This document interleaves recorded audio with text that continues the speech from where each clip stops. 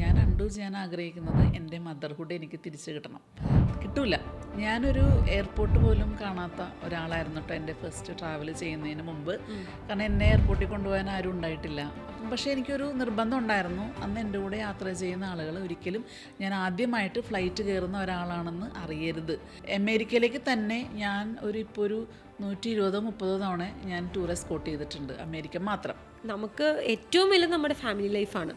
അത് നഷ്ടപ്പെട്ട് ഒരു ഡിവോഴ്സ് കിട്ടി. പിറ്റേ ദിവസവും ജീന ചേച്ചി രാവിലെ 9:30 ഓഫീസിലെത്തി. ആ സ്ഥാപനത്തിൽ ഒരുപാട് റെസ്പോൺസിബിലിറ്റീസ് ഇല്ലേ, ഒരു വലിയ പാർട്ട് തന്നെയായിരുന്നു ഞാൻ. അപ്പോൾ അതിൽ നിന്നും 2023 ഞാൻ ഒന്നുമല്ലാതെ ഇറങ്ങി വരേണ്ട ഒരു സാഹചര്യം എൻ്റെ ജീവിതത്തിലുണ്ടായി. ഏറ്റവും ഇഷ്ടപ്പെട്ട ഡെസ്റ്റിനേഷൻ ഏതാണ്? ഇത് ഞാൻ എപ്പോഴും ഭയപ്പെടുന്ന ഒരു ചോദ്യമാണ്. ആണല്ലേ?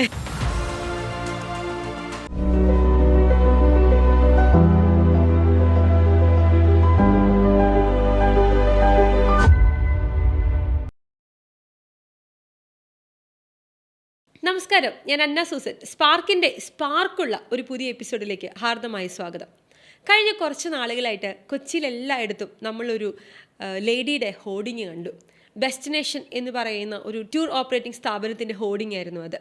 ആ ഹോർഡിങ്ങുകൾ നമ്മളെ ഇങ്ങനെ നോക്കാൻ വളരെയധികം പ്രചോദിപ്പിക്കുന്ന തരത്തിൽ വളരെ കളർഫുള്ളായിരുന്നു, നല്ല ക്രിയേറ്റീവ്സ് ആയിരുന്നു, അതിനേക്കാൾ ഉപരി നല്ല പൊസിഷൻസ് ഒക്കെ ആയിരുന്നു.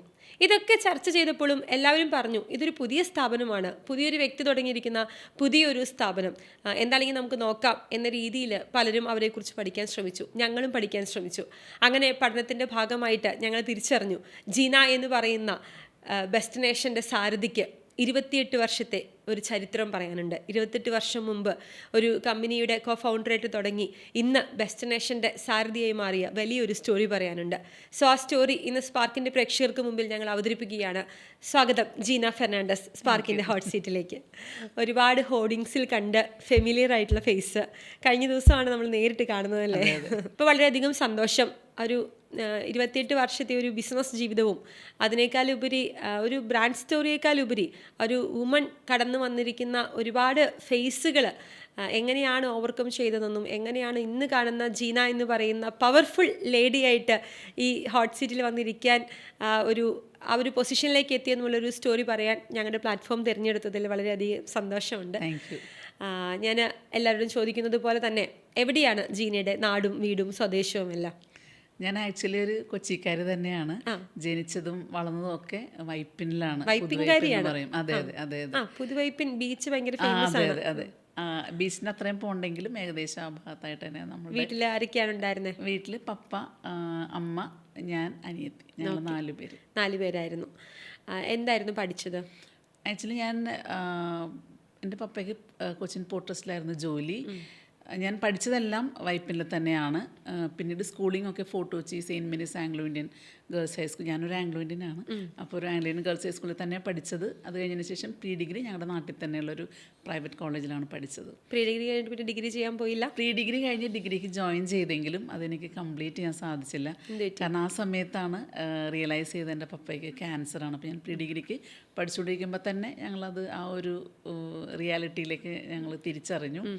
അപ്പോൾ പിന്നീട് എനിക്കറിയാം ഒരുപാട് ആയുസ് എൻ്റെ പപ്പയ്ക്ക് എന്തായാലും ഇല്ല. അത് ഡോക്ടേഴ്സിന് ക്യാൻസറിന് ഇത്രയും ട്രീറ്റ്മെന്റ്. അതെ അതെ അതെ അതെ അതെ. ഇന്ന് ക്യാൻസറൊക്കെ ഭയങ്കര നോർമൽ അസുഖമാണല്ലേ. എല്ലാവരും ഒരുപാട് കാര്യങ്ങളൊക്കെ അതിനുവേണ്ടി ചെയ്യാനൊക്കെ പക്ഷേ അത്രയും വർഷങ്ങൾക്ക് മുന്നേ ക്യാൻസർ എന്ന് പറയുമ്പോൾ നമുക്ക് പേടിയാണ്.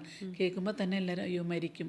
പിന്നെ അന്നത്തെ കാലത്ത് ഈ വീടൊക്കെ വിറ്റിട്ട് വേണം ക്യാൻസറിന് ചികിത്സയൊക്കെ ചെയ്യാൻ. അപ്പം അങ്ങനെ ഒരു ഭീകരമായ ഒരു കാലഘട്ടമായിരുന്നു അത്. അപ്പം ആ സമയത്ത് പപ്പ ഉണ്ടാവത്തില്ല എന്നറിയാവുന്നതുകൊണ്ട് തന്നെ പിന്നെ എനിക്ക് എൻ്റെ അമ്മയുണ്ട്, അനിയത്തിയുണ്ട്. അപ്പോൾ എൻ്റെ കുടുംബം നോക്കണം. ആ ഒരു മനസ്സിലേക്ക് എനിക്ക് ഓട്ടോമാറ്റിക്കലി ഞാൻ അങ്ങനെ മെച്യൂരിറ്റി, കുടുംബത്തിൻ്റെ ഉത്തരവാദിത്വം മെച്യൂരിറ്റി ആണോന്ന് അറിയത്തില്ല. അതന്ന് എൻ്റെ നെസസിറ്റി ആയിരുന്നു. നമ്മുടെ മുന്നിൽ വേറെ ഓപ്ഷൻസോ കാര്യങ്ങളൊന്നുമില്ല. അപ്പം നമ്മൾ ഒബ്വിയസ്ലി നമ്മൾ ആ ഒരു സിറ്റുവേഷനിലേക്ക് ഉയർത്തെഴുന്നേക്കുമല്ലോ. നമ്മളങ്ങനെയല്ലേ എല്ലാവരും. അപ്പം ഞാൻ ഇങ്ങനെ കുറേ അന്വേഷിച്ചു. ഓക്കെ, എനിക്കിപ്പോൾ പെട്ടെന്ന് ജോലി കിട്ടാൻ പറ്റുന്ന ഒരു കോഴ്സ് എന്താണെന്ന് ഞാനിങ്ങനെ അന്വേഷിച്ച് നടന്നപ്പം അന്ന് നമ്മുടെ കച്ചേരിപ്പടിയിൽ സിസ്റ്റേഴ്സ് നടത്തുന്ന വിമലാലയം ഇന്നും ആ ഓർഗനൈസേഷൻ ഉണ്ട്, പക്ഷേ ഇത്തരം കോഴ്സുകളുണ്ടോ എന്ന് എനിക്കറിയില്ല. ഞാൻ അന്വേഷിച്ചപ്പോൾ എല്ലാവരും എൻ്റെ അടുത്ത് പറഞ്ഞു അവിടെ പണ്ട് കാലത്ത് സെക്രട്ടറി, ഏത് കമ്പനിയിലും ഒരു സെക്രട്ടറി ഉണ്ടാവും, ബോസിനൊരു സെക്രട്ടറി ഉണ്ടാവും. അപ്പം അങ്ങനെ പെട്ടെന്ന് കിട്ടുന്ന ഒരു ജോലിയാണെന്ന് പറഞ്ഞിട്ട് ഞാൻ അവിടെ ആ കോഴ്സിന് വേണ്ടിയിട്ട് ചേർന്നു. പഠിക്കുന്ന സമയത്തും എനിക്ക് ശരിക്കും ക്ലാസ് ഒന്നും പ്രോപ്പർലി അറ്റൻഡ് ചെയ്യാൻ പറ്റില്ല. പപ്പ ഇങ്ങനെ പല ഹോസ്പിറ്റലുകളിലൊക്കെ ആയിട്ട് ഇങ്ങനെ ആയിരുന്നു. അപ്പം ബുദ്ധിമുട്ടായിരുന്നു. എങ്കിലും കോഴ്സ് ഞാൻ ഒരു വർഷം എങ്ങനെയൊക്കെയോ പഠിച്ചു. കോഴ്സിൻ്റെ എൻഡിൽ തന്നെ ഫസ്റ്റ് ഇൻ്റർവ്യൂവിൽ തന്നെ എനിക്ക് ജോലി കിട്ടി. അപ്പോൾ 18 വയസ്സിൽ ഞാനൊരു ജോലിക്കാരിയായി. എല്ലാവരും ഡിഗ്രിക്കൊക്കെ പോയി കോളേജിലൊക്കെ അടിച്ചു പൊളിച്ച് അതെ അതെ അതെ, അതെനിക്ക് ഇന്ന് ഞാൻ മിസ് ചെയ്യുന്നൊരു കാര്യമാണ്. പിന്നീട് എൻ്റെ സിസ്റ്റർ ആ സമയത്ത് പഠിക്കുവാണ്. അപ്പം പുള്ളിക്കാരിനെ പഠിപ്പിക്കണം, നന്നായി പഠിക്കുന്ന കുട്ടിയാണ്. ഞാൻ നന്നായി പഠിക്കുമായിരുന്നു. അപ്പം പക്ഷേ എന്തായാലും ഇങ്ങനെയായി. So I wanted her to learn. പിന്നെ അതിനെ സപ്പോർട്ട് ചെയ്യാൻ, എൻ്റെ അമ്മേനെ സപ്പോർട്ട് ചെയ്യാനൊക്കെ വേണ്ടിയിട്ട് ഞാൻ പിന്നെ ജോലിക്കാരിയായി. പിന്നെ മറ്റൊരു കാര്യം എന്ന് പറഞ്ഞു കഴിഞ്ഞാൽ എനിക്ക് എൻ്റെ പപ്പ മരിക്കുന്നതിന് മുന്നേ തന്നെ ഒരു ജോലി കിട്ടണമെന്നും ആ ആശ്വാസത്തിൽ അദ്ദേഹം ഈ ലോകം വിട്ട് പോകണം എന്നൊക്കെ എനിക്ക് ആഗ്രഹം ഉണ്ടായിരുന്നു. അത് സാധിച്ചു. അത് ശരിയാണ്. കാരണം പപ്പയുടെ ഉള്ളിൽ ഉണ്ടാവുന്ന ഏറ്റവും വലിയൊരു തോന്നൽ അതായിരിക്കും, ഞാൻ പോയി കഴിഞ്ഞാൽ ഭാര്യയും 2 പെൺമക്കളുമാണ്, ഇവരിനി എന്ത് ചെയ്യും. അതെ അതെ, ഉണ്ടായിട്ടുണ്ടാവും, പറഞ്ഞിട്ടില്ല, പക്ഷെ ഉണ്ടാവും. അപ്പം ആ സമയത്ത് എനിക്ക് ജോലി കിട്ടി. ആദ്യത്തെ ശമ്പളം എനിക്ക് കയ്യിൽ കൊടുക്കാൻ പറ്റി. പിന്നീട് വളരെ ഷോർട്ട് പീരീഡ്, ഐ തിങ്ക് ഒരു 6 months ആയപ്പോഴേക്കും പപ്പ പോയി. പിന്നെ ഞാൻ എൻ്റെ റെഗുലർ കാര്യങ്ങളൊക്കെ ആയിട്ട് ജോലിയും കാര്യങ്ങളും വീടും ഒക്കെ ആയിട്ടൊക്കെ അങ്ങനെ നടന്നു. എത്ര വർഷം ജോലി ചെയ്തു? ഒരു 4 years ഞാൻ ജോലി ചെയ്തിട്ടുണ്ടാവും. അത് കഴിഞ്ഞതിന് ശേഷം പിന്നെ ഞാനൊരു ബിസിനസ് രംഗത്തേക്ക്. അതാണ് നമുക്ക് വേണ്ടത്. കാരണം അതുവരെ നമ്മുടെ ലക്ഷ്യമെന്ന് പറയുന്നത് അനിയത്തിയെ പഠിപ്പിക്കണം, അമ്മയെ നോക്കണം, വീട്ടിലെ കാര്യങ്ങൾ മുട്ടില്ലാതെ പോകണം എന്നൊക്കെയുള്ളതാണ്. പക്ഷേ ഇന്നാണെങ്കിൽ ഒരു വുമൺ ഒരു ഓൺട്രപ്രണർ ആവണമെന്ന് ചിന്തിക്കുന്നത് അത്ര വലിയ കാര്യമൊന്നുമല്ല. പക്ഷെ ഒരു 2000 കാലഘട്ടങ്ങളിലൊക്കെ ഒരു വുമൺ ഓൺട്രപ്രണർ ആകണം എന്ന് ചിന്തിക്കുന്നത് വലിയൊരു കാര്യമാണ്. അങ്ങനെ ഒരു ഓൺട്രപ്രണർ ആവണം, ഒരു സംരംഭകയാകണം, കുറച്ചുകൂടെ ലൈഫ് മുന്നോട്ട് അടിപൊളിയായിട്ട് കൊണ്ടുപോകണം എന്നൊക്കെ തോന്നാനുള്ളൊരു റീസൺ എന്തായിരുന്നു? അന്ന് അത്രയൊന്നും ചിന്തിക്കാനുള്ള ഒരു കപ്പാസിറ്റി ഒന്നും നമുക്ക് അന്നില്ല. ലൈഫൊക്കെ മുമ്പോട്ട് പോകണം, ജോലി വേണം, സാലറി വേണം, ഇത്രയല്ലേ അന്നൊക്കെ ചിന്തിക്കുള്ളൂ. പക്ഷെ ഞാൻ ആകസ്മികമായിട്ടാണ് ഈ ഇൻഡസ്ട്രിയിലേക്ക് ഞാൻ കടന്നു വന്നത്. ഈ ട്രാവൽ ഇൻഡസ്ട്രിയിലേക്ക് ഞാൻ അതിനുവേണ്ടി പഠിച്ച ഒരാളൊന്നും അല്ല. പക്ഷേ അങ്ങനെ ഒരു ഇൻഡസ്ട്രിയിലേക്ക്, ഒരു സ്ഥാപനത്തിൽ എനിക്ക് ഒരു ജോലി ചെയ്യാൻ ഉള്ള ഒരു ഓപ്പർച്യൂണിറ്റി കിട്ടി. അപ്പോൾ വളരെ അധികം താമസിയാതെ തന്നെ ഉടനെ തന്നെ മേ ബി ഞാൻ അതിൻ്റെ ഒരു വലിയൊരു പാർട്ടായി തീർന്നു എന്ന് പറഞ്ഞാൽ ശരിക്കും ഒരു കോ-ഫൗണ്ടർ എന്ന് തന്നെ പറയാം. അത് തന്നെയാണ് ആക്ച്വലി. അത് അങ്ങനെ വേറൊരു ഡയറക്ടറും കൂടിയിട്ട് ഉണ്ടായിരുന്നു. അപ്പോൾ ഞങ്ങൾ ഒരു കുറച്ച് വർഷങ്ങൾ ആ കമ്പനി വളരെ ഭംഗിയായിട്ട് നടത്തിക്കൊണ്ട് പോയി. പിന്നീട് ഞങ്ങൾ ഒരുമിച്ച് ഒരു ലൈഫ് പാർട്ട്നേഴ്സ് തന്നെ ആയി തീർന്നു. പിന്നെ ഏകദേശം ഒരു 2023 വരെ ഞാൻ ആ കമ്പനി ഇന്ന് ആ കമ്പനി ഇൻഡസ്ട്രിയിലെ ഒരു one of the top leading tour operator. ആ ഒരു പൊസിഷനിലേക്ക് നമ്മൾ എത്തിച്ചു. അതെ അതെ, എത്തിക്കാനായിട്ട്. അപ്പോൾ ഏത് വർഷമായിരുന്നു ആ കമ്പനി സ്റ്റാർട്ട് ചെയ്യുന്നത്? ആ കമ്പനി സ്റ്റാർട്ട് ചെയ്തത് ഒരു പ്രൈവറ്റ് ലിമിറ്റഡ് കമ്പനിയായിട്ട് അറൗണ്ട് 2007 അതിന് മുന്നേ ഒരു പ്രൊപ്പറേറ്റർഷിപ്പ് എന്നുള്ള നിലയിലാണ് സ്റ്റാർട്ട് ചെയ്തത്. അവിടെ നിന്നാണ് നമ്മുടെ ലൈഫ് പാർട്ട്ണറെ നമ്മൾ കണ്ടെത്തുന്നത്, ബിസിനസ് പാർട്ട്ണറെ നമ്മൾ കണ്ടെത്തുന്നത്. ഹാപ്പി ആയിരുന്നു? അതെ, ഹാപ്പി ആയിരുന്നു. ഹാപ്പിനെസ് എപ്പോഴും എൻ്റെ ജോലി, കാരണം ഞാൻ ഫുള്ളി അറിഞ്ഞോ അറിയാതെയോ അല്ലെങ്കിൽ നിർബന്ധപൂർവമോ എനിക്കറിയില്ല അങ്ങനെ പറയാനായിട്ട്. പക്ഷേ ഇത്രയും വർഷവും ഞാൻ ആ കമ്പനിയിൽ നിന്ന് അത്രയും കാലവും എൻ്റെ ലൈഫ് തന്നെ ആ കമ്പനിയായിരുന്നു. എൻ്റെ ജോലി, എൻ്റെ ട്രാവൽ, എൻ്റെ കസ്റ്റമേഴ്സ്, അവിടേക്ക് കമ്പനി വലുതാകാൻ വേണ്ടിയിട്ട് നമ്മൾ ചെയ്യുന്ന കാര്യങ്ങൾ എന്നാൽ ടോട്ടലി എനിക്കൊരു പേഴ്സണൽ ലൈഫ് ഉണ്ട് എന്ന് എനിക്ക് ഒരിക്കലും പറയാൻ പറ്റില്ല. ഞാനത് ലൂസ് ചെയ്തിട്ടുണ്ട്, 100% ലൂസ് ചെയ്തിട്ടുണ്ട്. അതിലൊരു ശതമാനം പോലും ഒരു പേഴ്സണൽ ലൈഫ് ഉണ്ടായെന്ന് എനിക്ക് ആക്ച്വലി പറയാൻ പറ്റത്തില്ല. പക്ഷേ ഞാൻ ഹാപ്പിയായിരുന്നു. ആ സമയത്തേക്ക് എന്ന് പറഞ്ഞാൽ ഒരു ടൂർ കമ്പനി ഒരു വുമൺ ലീഡ് ചെയ്യുന്നു, നമ്മൾ ലോകം കണ്ടിട്ടില്ല. പക്ഷേ ആൾക്കാർ ട്രസ്റ്റ് ചെയ്ത് നമ്മുടെ അടുത്തേക്ക് വന്നു. ഒരുപാട് ട്രാവൽസ് നമ്മുടെ കൂടെ ഒത്തിരി ആളുകൾ ചെയ്തു. ആദ്യത്തെ ട്രിപ്പൊക്കെ ഓർക്കുന്നുണ്ടോ? ഓർക്കുന്നുണ്ട്. ഞാനൊരു എയർപോർട്ട് പോലും കാണാത്ത ഒരാളായിരുന്നു കേട്ടോ എൻ്റെ ഫസ്റ്റ് ട്രാവൽ ചെയ്യുന്നതിന് മുമ്പ്. കാരണം എന്നെ എയർപോർട്ടിൽ കൊണ്ടുപോകാൻ ആരും ഉണ്ടായിട്ടില്ല, അല്ലെങ്കിൽ അങ്ങനെ ഒരു എക്സ്പോഷറോ കാര്യങ്ങളോ ബന്ധങ്ങളോ ഒന്നും എനിക്കില്ല. ഞാനൊരു ഓഫീസിലിരുന്ന് കുറേ ജോലി ചെയ്യുന്ന ഒരാൾ, ഫുൾ ടൈം വർക്ക് ചെയ്യുന്ന ഒരാളായിരുന്നു. അപ്പം ഇയർ 2000 എനിക്ക് ആദ്യമായിട്ട് ഒരു വിദേശ യാത്ര പോകണം എന്നുള്ളൊരു സിറ്റുവേഷൻ വന്നു. വേറെ ആരും ഇല്ല അതിനോട് പോകാൻ, അല്ലെങ്കിൽ ഞാൻ തന്നെ പോകണം എന്ന് ഉള്ള ഒരു സിറ്റുവേഷൻ വന്നപ്പം ആദ്യം ഞാൻ ഓക്കെ ആയിരുന്നില്ല. ബിക്കോസ് എയർപോർട്ട് പോലും കാണാത്ത ഞാൻ എങ്ങനെയാണ് ഒരു വിദേശ രാജ്യത്തേക്ക് പോകുക എന്നുള്ളൊരു ഭയങ്കര ടെൻഷൻ. ഞാൻ ഒട്ടും ഓക്കെ ആയിരുന്നില്ല. എനിക്ക് കൂടുതൽ ഓഫീസിൽ നിന്ന് വർക്ക് ചെയ്യാൻ ഞാൻ ഭയങ്കര കംഫർട്ടബിൾ ആയിരുന്നു. പക്ഷേ ഞാൻ പോകണം, അങ്ങനെ അത് റിയാലിറ്റിയാണെന്ന് എനിക്ക് മനസ്സിലായി. പിന്നെ ഞാൻ അതിനെപ്പറ്റി ചിന്തിച്ചു തുടങ്ങി. ഞാൻ അതിനെപ്പറ്റി എഴുതി കുത്തിയിരുന്ന് പഠിക്കുകയും കാര്യങ്ങളും ഒക്കെ ചെയ്തു. പിന്നീട് എനിക്ക് മൊബൈൽ ഫോൺ ഇല്ല അന്ന് സ്മാർട്ട് ഫോൺ, ഇൻ്റർനെറ്റ് അതൊന്നും അന്ന് നമുക്കില്ല. അപ്പം അന്ന് ഗൂഗിൾ ഉണ്ടല്ലോ. അപ്പം ഓഫീസിലൊരു കമ്പ്യൂട്ടർ ഉണ്ടാവുമല്ലോ നമുക്ക്. അതിൽ നോക്കിയിട്ടാണ് ഞാൻ എല്ലാ കാര്യങ്ങളും പഠിച്ച് പ്രോപ്പറായിട്ടുള്ള നോട്ട്സ് കാര്യങ്ങളൊക്കെ എല്ലാം പ്രിപ്പയർ ചെയ്ത് കുറേ റെഫറൻസും കാര്യങ്ങളൊക്കെ മനസ്സിലാക്കി കുറേ അഡ്വൈസും കാര്യങ്ങളൊക്കെ എടുത്തു. എന്നിട്ട് ഞാനിങ്ങനെ പ്രിപ്പയർ ചെയ്തു. അപ്പം പക്ഷേ എനിക്കൊരു നിർബന്ധം ഉണ്ടായിരുന്നു. അന്ന് എൻ്റെ കൂടെ യാത്ര ചെയ്യുന്ന ആളുകൾ ഒരിക്കലും ഞാൻ ആദ്യമായിട്ട് ഫ്ലൈറ്റ് കയറുന്ന ഒരാളാണെന്ന് അറിയരുത്. അതെനിക്ക് നിർബന്ധം ഉണ്ടായിരുന്നു. അന്ന് എനിക്ക് 22 പ്രായമുള്ളൂ കേട്ടോ. അതെ, അത്ര പ്രായവും ഇല്ലല്ലോ. അപ്പോൾ അത്രയും ഒരു ചെറുപ്പമായിട്ടുള്ള ഒരാളെ എങ്ങനെ വിശ്വസിച്ച് ഒരു പരിചയമില്ലാത്ത ഒരാളുടെ കൂടെ അവരെന്തിനു യാത്ര ചെയ്യണം, അങ്ങനെ അവർ ചിന്തിക്കില്ലേ. അങ്ങനെ ഒരു ഇതെൻ്റെ മനസ്സിലുണ്ടായിരുന്നു. അപ്പോൾ ആരോടും പറഞ്ഞില്ല. ഫസ്റ്റ് ടൈം അന്ന് പറഞ്ഞില്ല. യാത്രകൾ ചോദിക്കുമ്പോഴേക്കാ ഞാൻ 3-4 പ്രാവശ്യം വന്നിട്ടുണ്ട്, അങ്ങനെയല്ലേ നമ്മളന്ന് പറയുള്ളൂ, അങ്ങനെ പറയാനേ പറ്റുള്ളൂ. പക്ഷേ അതൊരു 11 ദിവസത്തെ യാത്രയായിരുന്നു. മലേഷ്യ, സിംഗപ്പൂർ, തായ്ലൻഡ്, അതായിരുന്നു അങ്ങനെ ഒരു 23 പേരാണ്. അവരൊക്കെ എനിക്കിപ്പോഴും ഓർമ്മയുണ്ട് ആരൊക്കെയാണ് എൻ്റെ ആദ്യമായിട്ട് എന്നോട്. അപ്പോൾ എനിക്ക് ഫ്ലൈറ്റിൽ കയറി കഴിഞ്ഞാൽ സീറ്റ് ബെൽറ്റ് ഇടാൻ പോലും അറിയില്ല അന്ന്. ഞാൻ അടുത്തുള്ള ആളുകളൊക്കെ എങ്ങനെയാണ് ചെയ്യുന്നതെന്നൊക്കെ നോക്കിയിട്ടൊക്കെയാണ് ഞാൻ ചെയ്തത്. പക്ഷേ വിട്ടില്ലെന്ന് ഇല്ല, കാരണം നമ്മളിലുള്ളൊരു കോൺഫിഡൻസ് നമ്മളുടെ കൂടെയുള്ളവർക്ക് ഒരിക്കലും നഷ്ടപ്പെട്ടു പോകാൻ പാടില്ല. അതിനുവേണ്ടി നമ്മൾ അങ്ങേയറ്റം പരിശ്രമിക്കണം. എത്ര കഷ്ടപ്പാടാണെങ്കിലും നമ്മൾ പരിശ്രമിക്കണം. എൻ്റെ ആദ്യത്തെ വിദേശയാത്ര ആണെങ്കിൽ കൂടെ സത്യം പറഞ്ഞു കഴിഞ്ഞാൽ ഞാൻ ആ 3 രാജ്യങ്ങളും ആ ഒരു യാത്രയിൽ ഞാൻ കണ്ടിട്ടില്ല. കാരണം എൻ്റെ മനസ്സ് മൊത്തം ഇവരെ ഹാപ്പിയാക്കി കൊണ്ടുവരണം, അപ്പോൾ അടുത്തത് എവിടേക്ക് പോകണം, എന്ത് ചെയ്യണം. ഞാൻ ഫുള്ളി ഒക്യുപ്പൈഡാണ്, എൻ്റെ ബ്രെയിൻ ഫുള്ളി ഒക്യുപ്പൈഡാണ് ഞാൻ ചെയ്യുന്ന ജോലിയെക്കുറിച്ച്. സ്ഥലങ്ങൾ കാണാനോ ഒരു ഫോട്ടോ എടുക്കാനോ ഒന്നും ഞാനൊരു ഫോട്ടോ പോലും എൻ്റെ ഓർമ്മയിൽ ഞാനന്ന് എടുത്തിട്ടില്ല. അങ്ങനെ ഒരു 11 ദിവസത്തെ യാത്ര ഒരു ബുദ്ധിമുട്ടും കൂടാതെ എൻ്റെ കൂടെ വന്ന ആളുകളെ 100% ഹാപ്പിയാക്കിയിട്ട് ഞാൻ തിരിച്ച് കൊച്ചിയിൽ ലാൻഡ് ചെയ്തു. അന്ന് തുടങ്ങിയ യാത്ര ഈ 2026 ഞാനിങ്ങനെ യാത്ര ചെയ്തുകൊണ്ടിരിക്കുന്നു. എത്ര രാജ്യങ്ങൾ ഇപ്പോൾ കവർ ചെയ്തു? ഇപ്പം ഞാൻ ഒരു 78 വരെ എത്തി. രാജ്യങ്ങൾ കവർ ചെയ്തു. അത് കുറവാണ് ആക്ച്വലി. 78 രാജ്യം പോയത്.